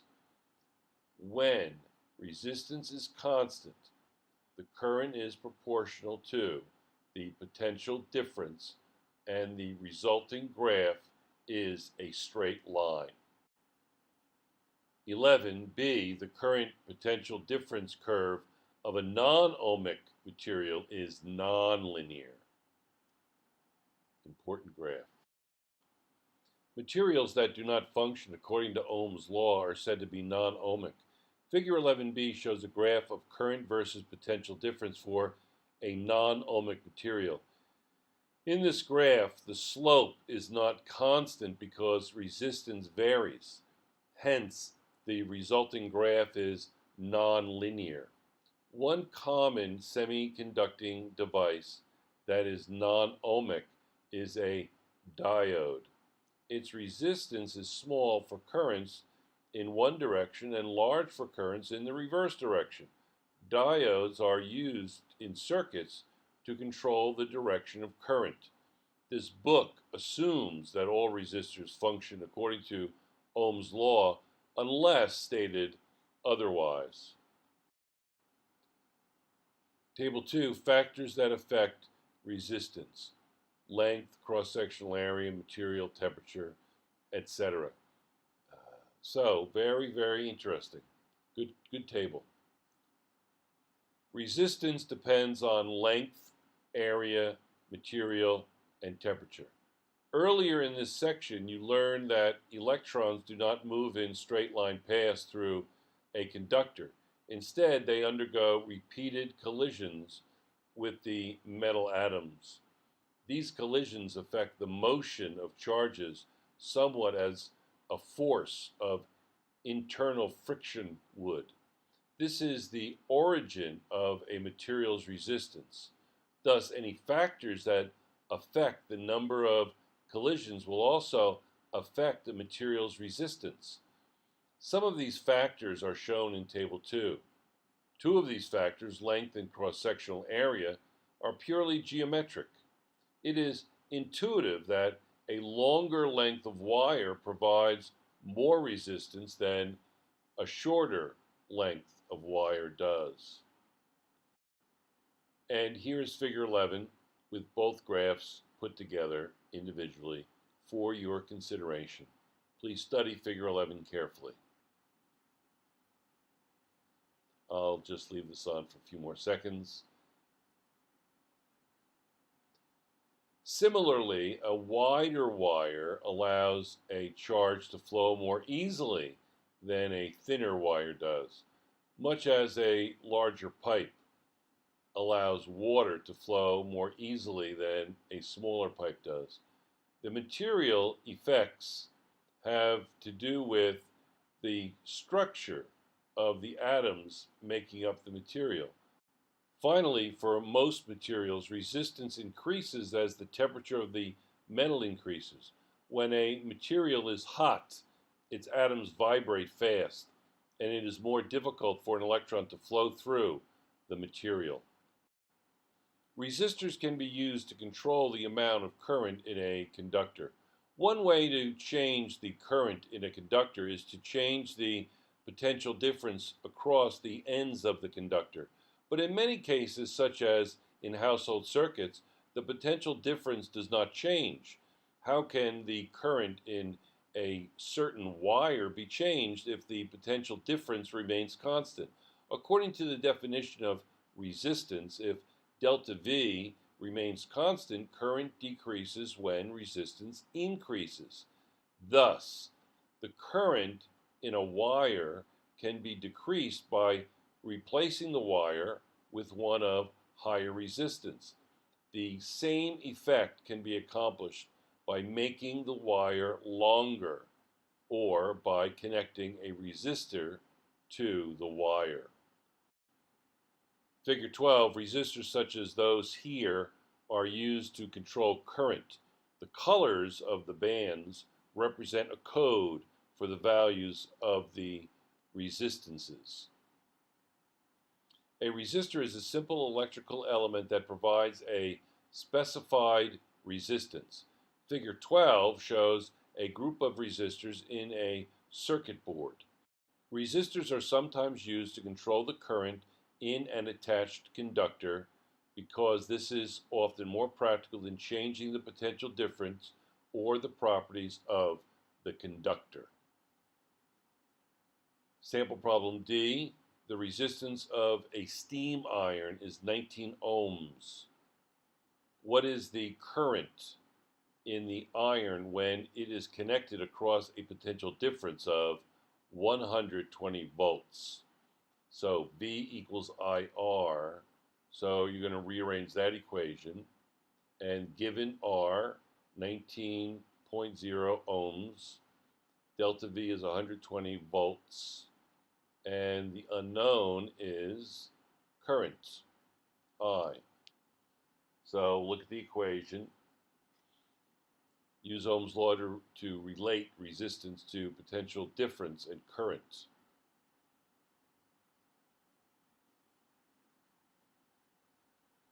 There again are the givens. Now let's put down the equation. R equals delta V over I. And I equals delta V over R.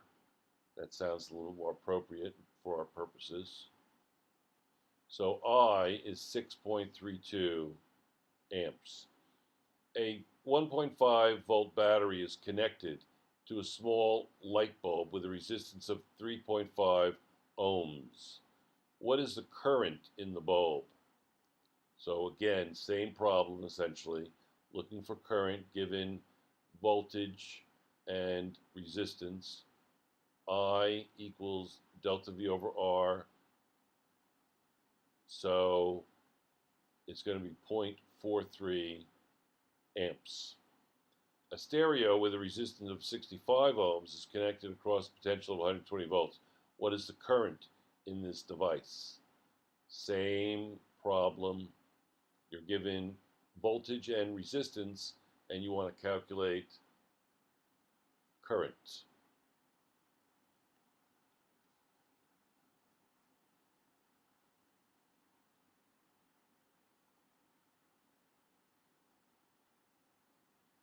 And it's 1.8 amps.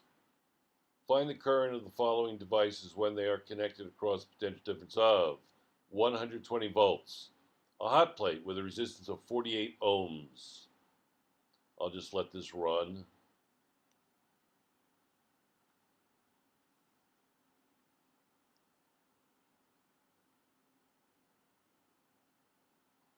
There's the equation, there's the plug-in, and it's going to be 2.5 amps. 2.5 amps. A microwave oven with a resistance of 20 ohms. All right, here is the current equals 120 over 20, which is going to equal 6 amps. The current in a microwave oven is 6.25 amps. If the resistance of the oven's circuitry is 17.6 ohms, what is the potential difference across the oven? It is I equals delta V over R, V equals IR, and 6.25 amps times 17.6 ohms equals 110 volts. A typical television draws 2.5 amps of current when connected across a potential difference of 115 volts. What is the effective resistance of the television set? What is the effective resistance of the television set? R equals delta V over I, and so plug in, and R equals 46 ohms. The current in a certain resistor is 0.5 amps.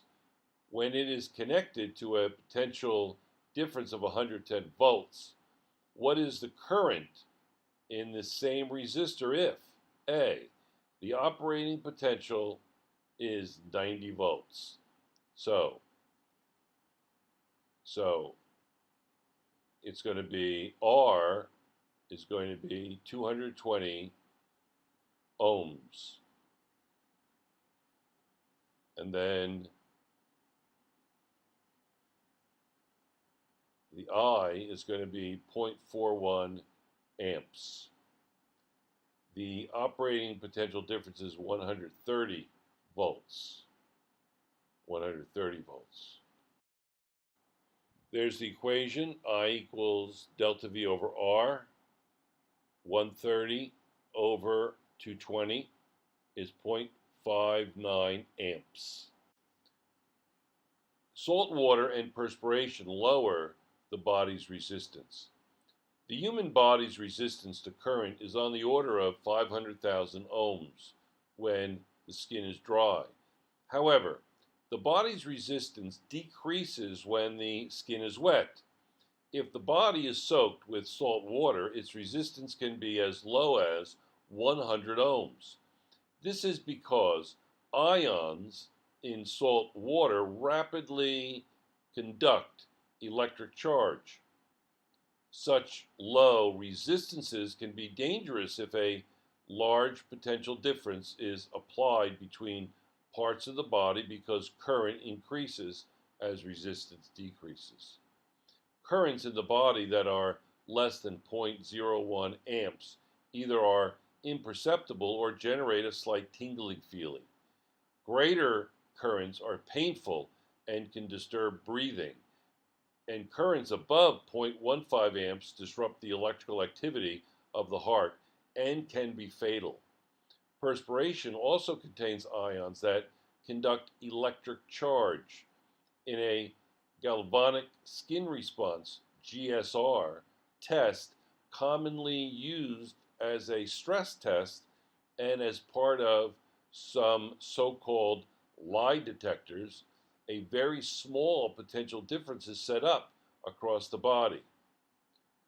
Perspiration increases as a person is nervous or stressed, thereby decreasing the resistance of the body.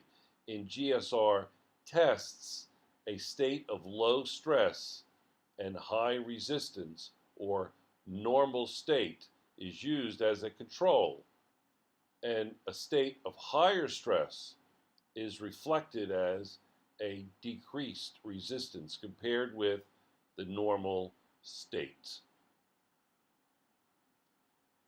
Potentiometers have variable resistance. A potentiometer is a special type of resistor that has a fixed contact on one end and an adjustable sliding contact that allows the user to tap off different potential differences. The sliding contact is frequently mounted on a rotating shaft, and the resistance is adjusted by rotating a knob. Potentiometers, frequently called POTS for short, have many applications. In fact, most of the knobs on everyday items such as volume controller or stereo are potentiometers. Potentiometers may also be mounted linearly. One example is a dimmer switch to control the light output of a light fixture. The joystick on your video game controller uses two potentiometers, one for motion in the X direction and one for motion in the Y direction, to tell the computer the movements that you make when playing a game. Take a moment to imagine the many things that could be created with materials that conduct electricity with zero resistance. There would be no heating or reduction in the current when conducting electricity with such material. As I'm reading, you can look at the items. I have about 30 seconds per slide.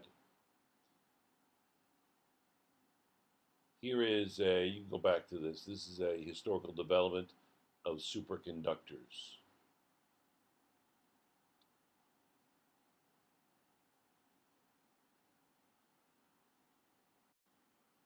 These materials exist and are called superconductors.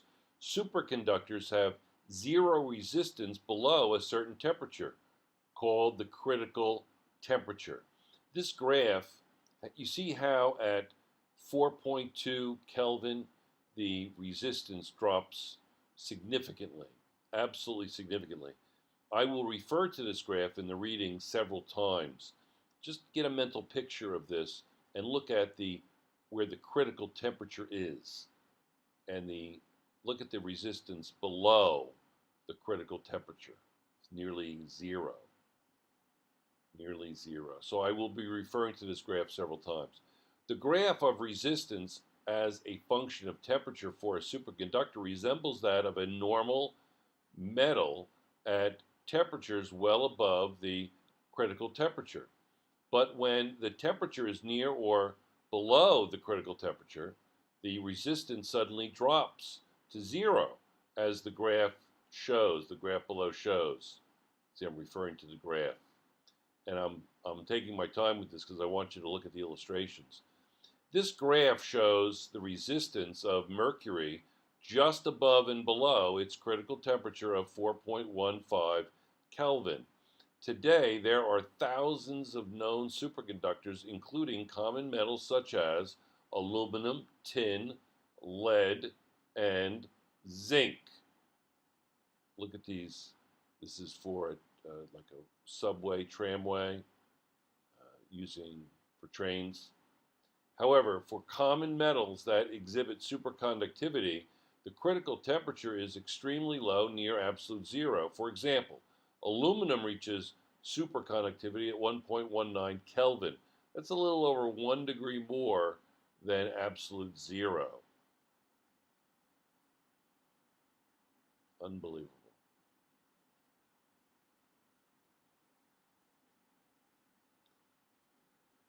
Temperatures near absolute zero are difficult to achieve and maintain. Increasingly, copper, silver, and gold, which are excellent conductors at room temperature, do not exhibit superconductivity.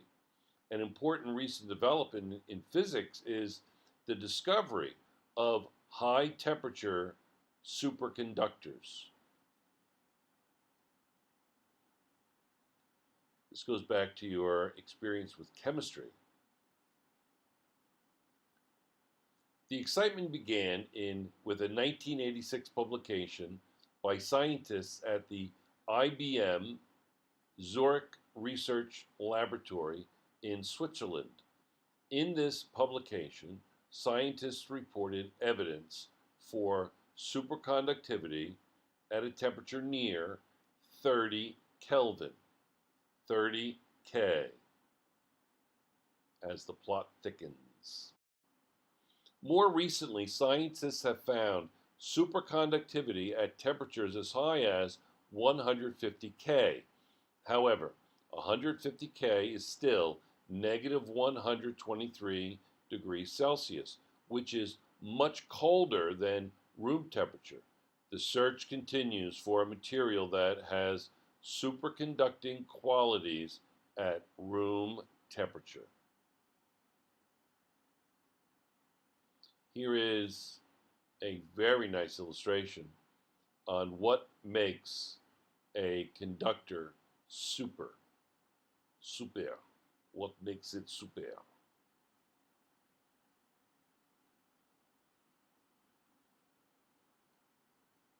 This important search has both scientific and practical applications. One of the truly remarkable features of superconductors is that once a current is established in them, the current continues even if the applied potential difference is removed. Unbelievable.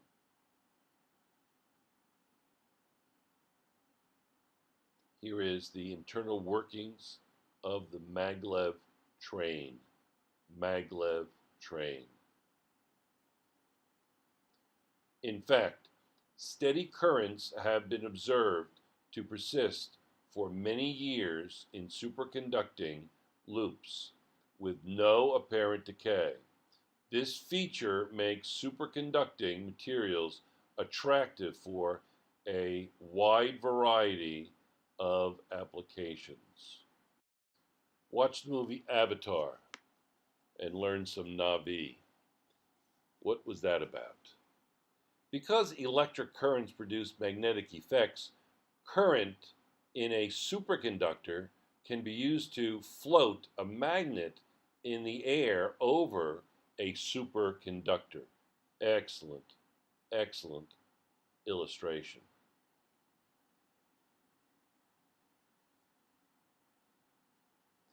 This effect, known as the Meissner effect, is used with high-speed express trains, such as the one shown in the figure above. This type of train levitates a few inches above the track. One useful application of superconductivity is superconducting magnets. I've been showing many trains, many maglev trains, and had some of the anatomy. Here's another one here. Such magnets are being considered for storing energy. The idea of using superconducting power lines is transmit power more efficiently is also being researched.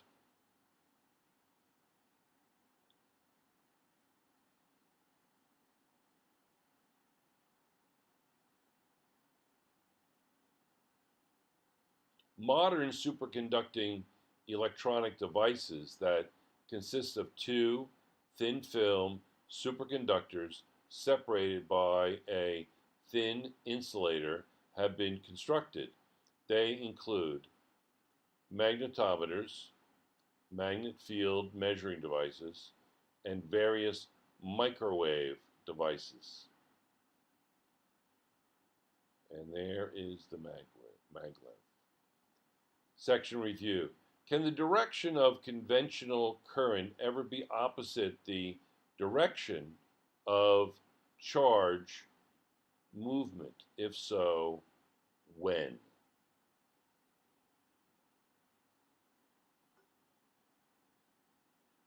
Yes, when charge carriers are negative.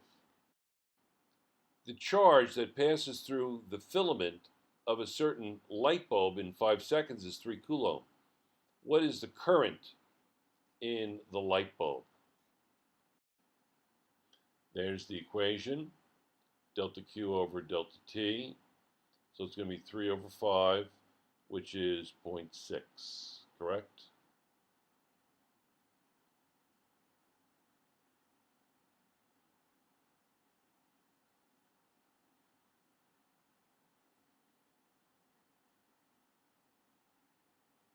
So it's 0.6 amps. And then, how many electrons pass through the filament of the light bulb in a time interval of 1 minute? There are the givens for B. And we're going to plug in. And we're going to get 2.20 times 10 to the 20th electrons. How much current would a 10.2 ohm toaster oven draw when connected to a 120 volt outlet? As Bill and I would say, consider the following. There's the equation. I'm going to plug in, and I'm going to calculate 12 amps. An ammeter registers 2.5 amps of current in a wire that is connected to a 9-volt battery. What is the wire's resistance? What is the wire's resistance? So resistance is going to be V over I, and it's going to be about 3.6.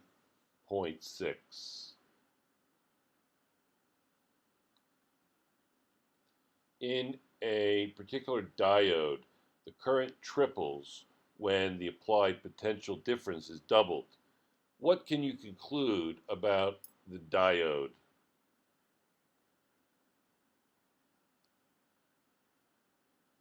The diode is non-ohmic. What is the function of resistors in a circuit board? What is the function of diodes in a circuit board? Good questions. Resistors and diodes. Resistors regulate the magnitude of the current.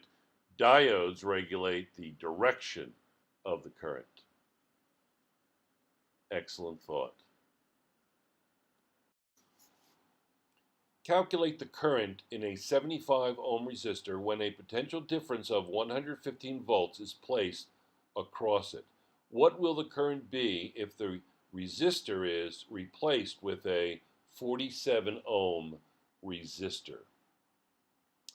Excellent question. I equals V over R. So R1 is 75 ohms. Delta V is 115 volts. R2 is 47 ohms. I equals 115 over 75 ohms, which is 1.5 amps. 1.5 amps. And for the other resistor, it's 2.4 amps. And so, resistance 1 is 1.5 amps. Resistance 2 is 2.4 amps. Good question. You got to make sure you know what you're doing, and it can explain your answers. Critical thinking. In a conductor that carries a current, which is less, the drift speed of an electron or the average speed of the electron between collisions? Explain your answer. Although electrons undergo a force that moves them across the wire, collisions with atoms continually randomize their motion. As a result, the drift speed is much less than the average speed between collisions. Number 9, critical thinking. You have only one type of wire. If you are connecting a battery to a light bulb with this wire, how could you decrease the current in the wire? The plot thickens. You could decrease the current by making the wire as long as possible, thereby increasing its resistance. Section 4, electric power. Differentiate between direct current and alternating current. Relate electric power to the rate at which electrical energy is converted to other forms of energy. And last, calculate electric power and the cost of running electrical appliances. Sources and types of current. When you drop a ball, it falls to the ground, moving from a place of higher gravitational potential energy to one of lower gravitational potential energy. As discussed in Section 1, charges behave in similar ways. For example, free electrons in a conductor move randomly when all points in the conductor are at the same potential. But when a potential difference is applied across the conductor, they will move from a position of higher electric potential to a position of lower electric potential. Thus, a potential difference maintains current in a circuit. Batteries maintain electric current by converting chemical energy into electrical energy. Batteries and generators supply energy to charge carriers. Batteries maintain a potential difference between their terminals by converting chemical energy to electrical potential energy. Figure 13 shows students measuring the potential difference of a battery created using lemon, copper, and tin. As charge carriers move from higher to lower electrical potential energy, this energy is converted into kinetic energy. This motion allows collisions to occur between the moving charges and the remaining material in the circuit elements. These collisions transfer energy in the form of heat back to the circuit. A battery stores energy in the form of chemical energy, and its energy is released through a chemical reaction that occurs inside the battery. The battery continues to supply electrical energy to the charge carriers until its chemical energy is depleted. At this point, the battery must be replaced or recharged. Because batteries must often be replaced or recharged, generators are sometimes preferable. Generators convert mechanical energy into electrical energy. For example, a hydroelectric power plant converts the kinetic energy of falling water into electrical potential energy. Generators are a source of current to a wall outlet in your home and supply the electrical energy to operate your appliances. When you plug an appliance into an outlet, an effective potential difference is 120 volts is applied to the device. Current can be direct or alternating. There are two types of current: direct current DC and alternating current AC. In direct current, charges move in only one direction, with negative charges moving from a lower to a higher electric potential. Hence, the conventional current is directed from the positive terminal to the negative terminal of a battery. Note, however, that the electrons actually move in the opposite direction. Consider a light bulb connecting to a battery. The potential difference between the terminals of a battery is fixed. So batteries always generate a direct current. In alternating current, the terminals of the source of potential difference are constantly changing sign. Figure 14a, the direction of direct current does not change, while B, the direction of alternating current continually changes. Direct versus alternating. Fascinating. Hence, there is no net motion of the charge carriers in alternating current. They simply vibrate back and forth. If this vibration were slow enough, you would notice flickering in lights and similar effects in other appliances. To eliminate this problem, alternating current is made to change direction rapidly. In the United States, alternating current oscillates 60 times every second. Thus, its frequency is 60 hertz. The graphs in figure 14 compare direct and alternating current. Alternating current has advantages that make it more practical for use in transferring electrical energy. For this reason, the current supplied to your home by power companies, power plants, I was about to say, is alternating current rather than direct current.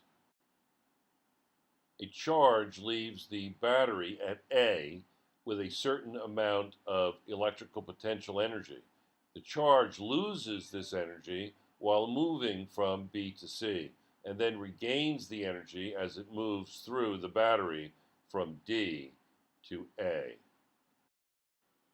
A charge leaves the battery at A with a certain amount of electrical potential energy.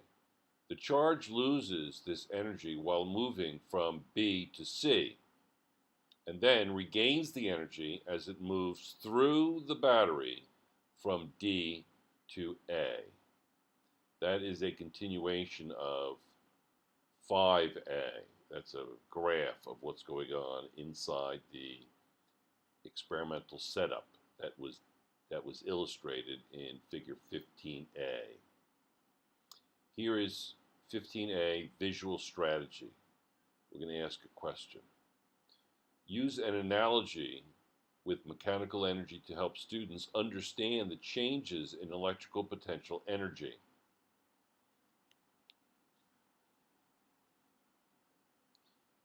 Question. Compare the electrical changes shown in figure 15 to the mechanical energy changes involved in carrying tennis balls up a flight of stairs and then dropping the balls back down to the ground. The tennis balls are analogous to charges, and the bulb uses energy just as dropping the balls does.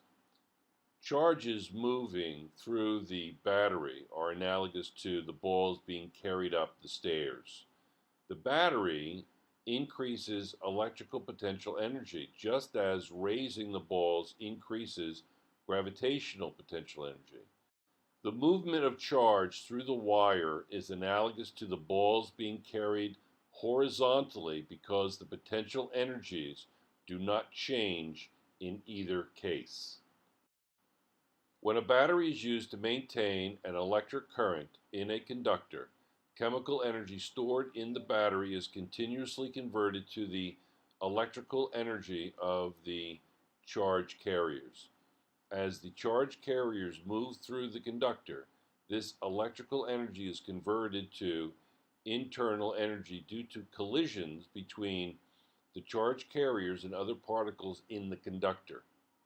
For example, consider a light bulb connected to a battery as shown in figure 15A. Imagine a charge Q moving from the battery terminal to the light bulb and then back to the other terminal. The changes in electrical potential energy are shown in figure 15b. If we disregard the resistance of the connecting wire, no loss in energy occurs as the charge moves through the wire A to B. Go back and look at 15A and B and see if what is written here makes sense there. But when the charge moves through the filament of the light bulb, B to C, which has a higher resistance than the wire has, it loses electrical potential energy due to collisions.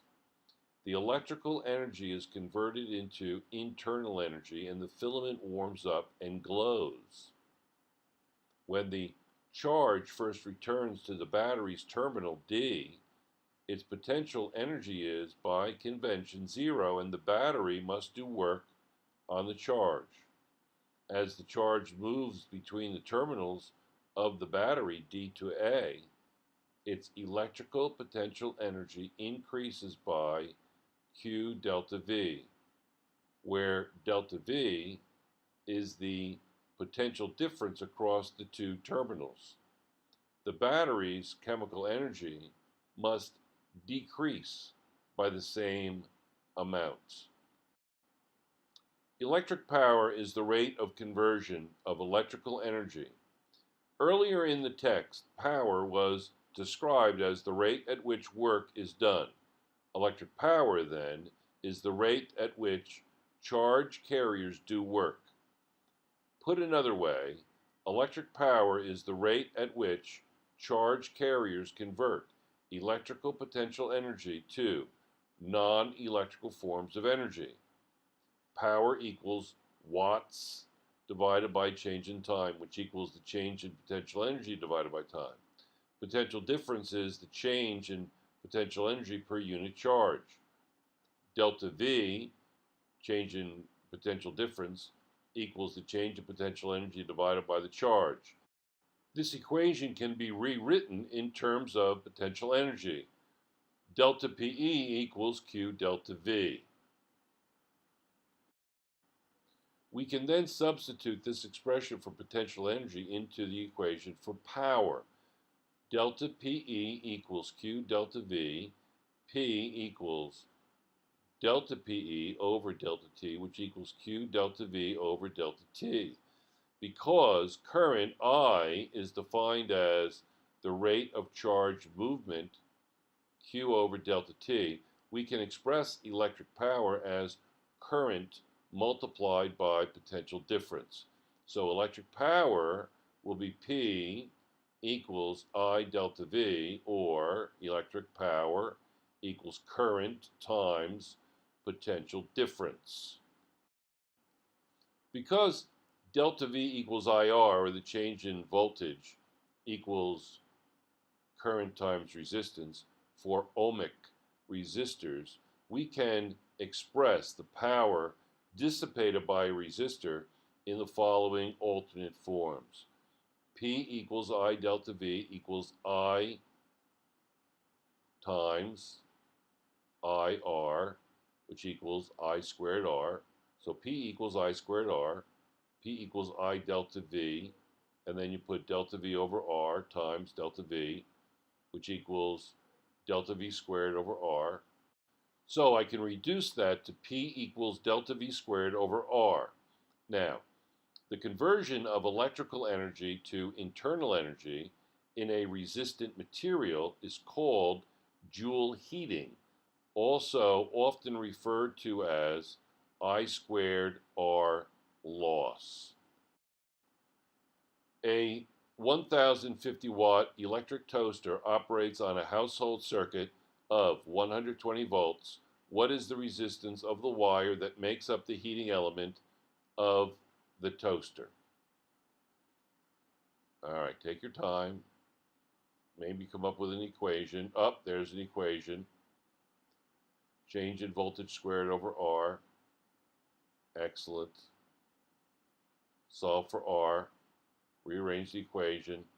And we got 14 ohms. A small electronic device is rated at 0.25 watts. when connected to 120 volts.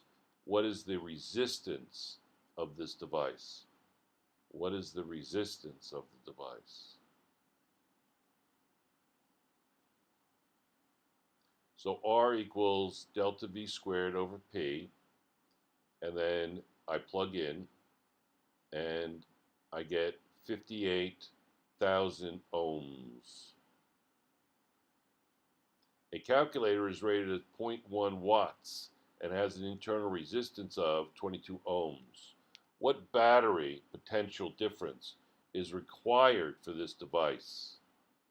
What battery potential difference is required for this device? All right, what battery potential? So I'm looking for a potential difference. So I have to solve for delta V. I'm going to rearrange, plug in, and I got 1.5 volts. An electric heater is operated by applying a potential difference of 50 volts across a wire of total resistance 8 ohms.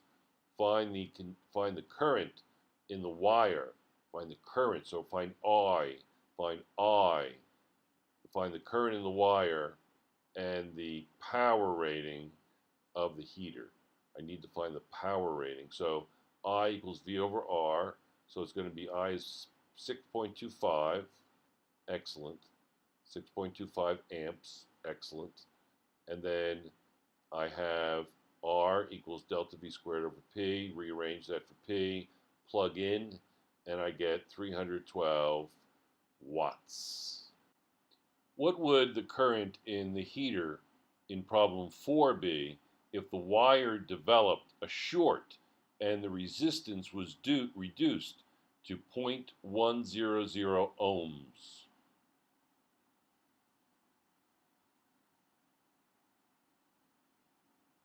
So here's the equation.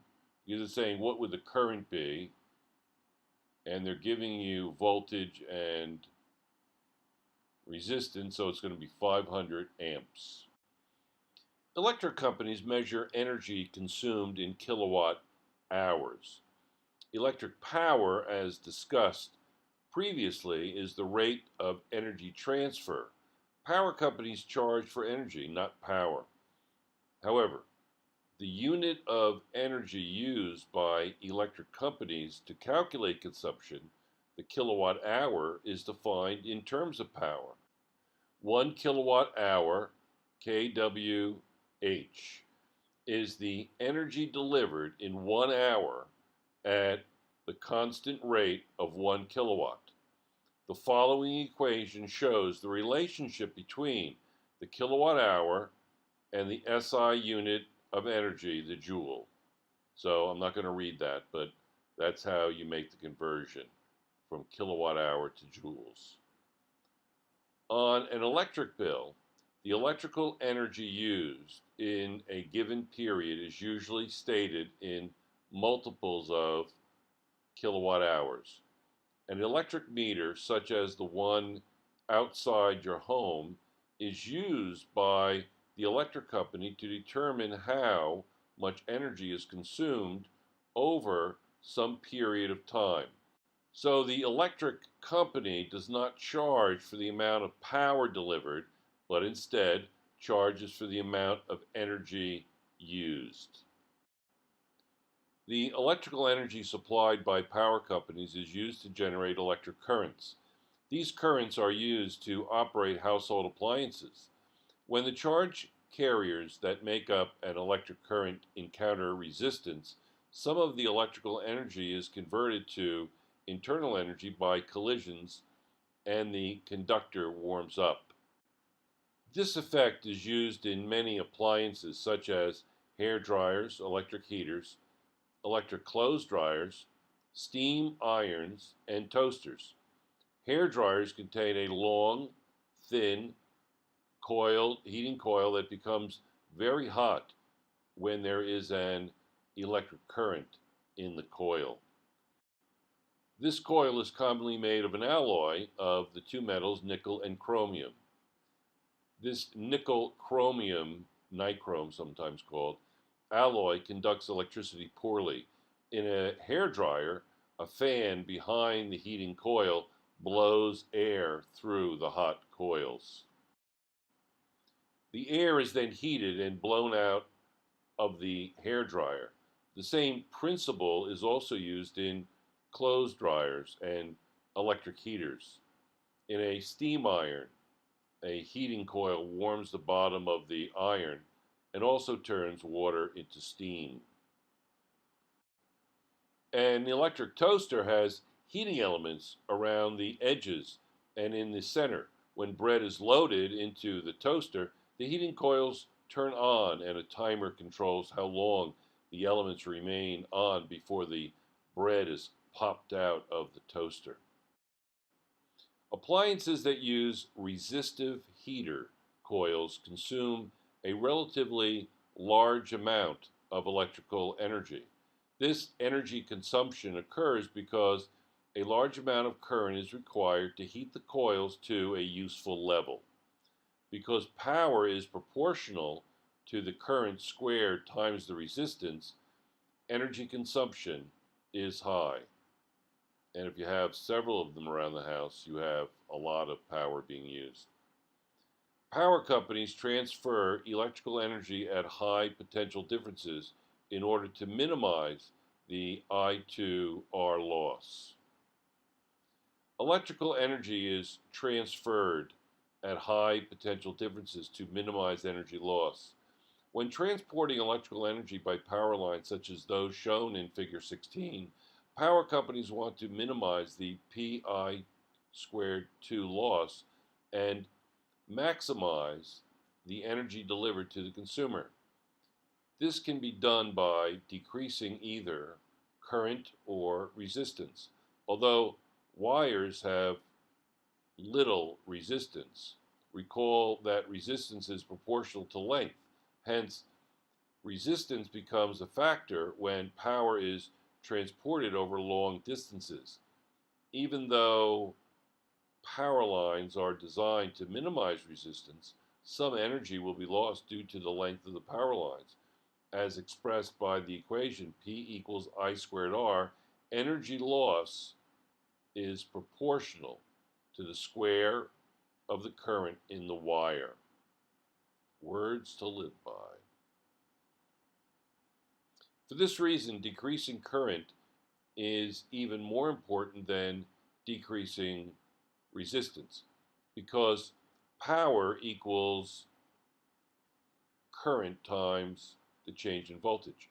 The same amount of power can be transported either at high currents and low potential difference or at low currents and high potential differences. Thus, transferring electrical energy at low currents, thereby minimizing the Pi squared loss, requires that electrical energy be transported at very high potential differences. Power plants transport electrical energy at potential differences of up to 765,000 volts. Locally, this potential difference is reduced by a transformer to about 4,000 volts. At your home, this potential difference is reduced again to about 120 volts by another transformer. Section review. What does the power rating on a light bulb describe? The rate at which electrical energy is delivered to the bulb. If the resistance of a light bulb is increased, how will the electrical energy used by the light bulb over the same period change? Thought-provoking. It will decrease. The potential difference across a resting neuron in the human body is 70 millivolts, and the current in it is approximately 200 microamps. How much power does the neuron release? Change in voltage is 70 millivolts, and the current is 200 microamps. There's the equation. And I want to calculate the power. So it's going to be 1 times 10 to the 5th watts. That's the power. How much does it cost to watch an entire World Series, 21 hours, on a 90-watt black and white television set? Assume that electrical energy costs about 7 cents. 7 cents per kilowatt hour, 0.07. So it's 21 hours. Let's write it all down. 90 watts. Cost of energy, 7 cents. Cost, P delta T times cost. And you have a cost of 13 cents. Explain why it is more efficient to transport electrical energy at high potential differences and low currents rather than at high potential differences and high currents.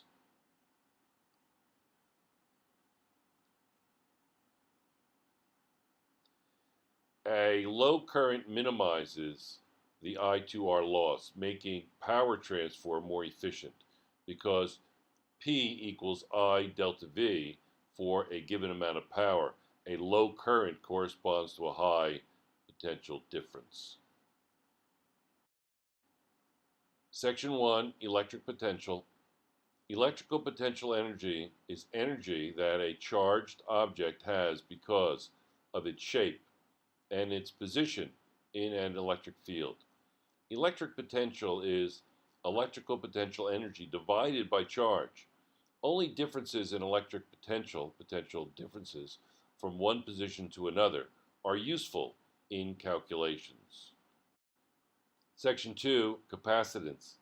The capacitance C of an object is the magnitude of the charge Q on each of the capacitor's plates divided by the potential energy delta V between the plates. A capacitor is a device that is used to store electrical potential energy. The potential energy stored in a charged capacitor depends on the charge and the potential difference between the capacitor's two plates. Section 3, Current and Resistance. Current is the rate of charge movement. Resistance equals potential difference divided by current, and resistance depends on length, cross-sectional area, temperature, and material. Section 4, Electric Power. In direct current, charges move in a single direction. In alternating current, the direction of the charge movement continually alternates. Electric power is the rate of conversion of electrical energy. The power dissipated by a resistor equals current squared times resistance. Electric companies measure energy consumed in kilowatt hours. The end. Good luck.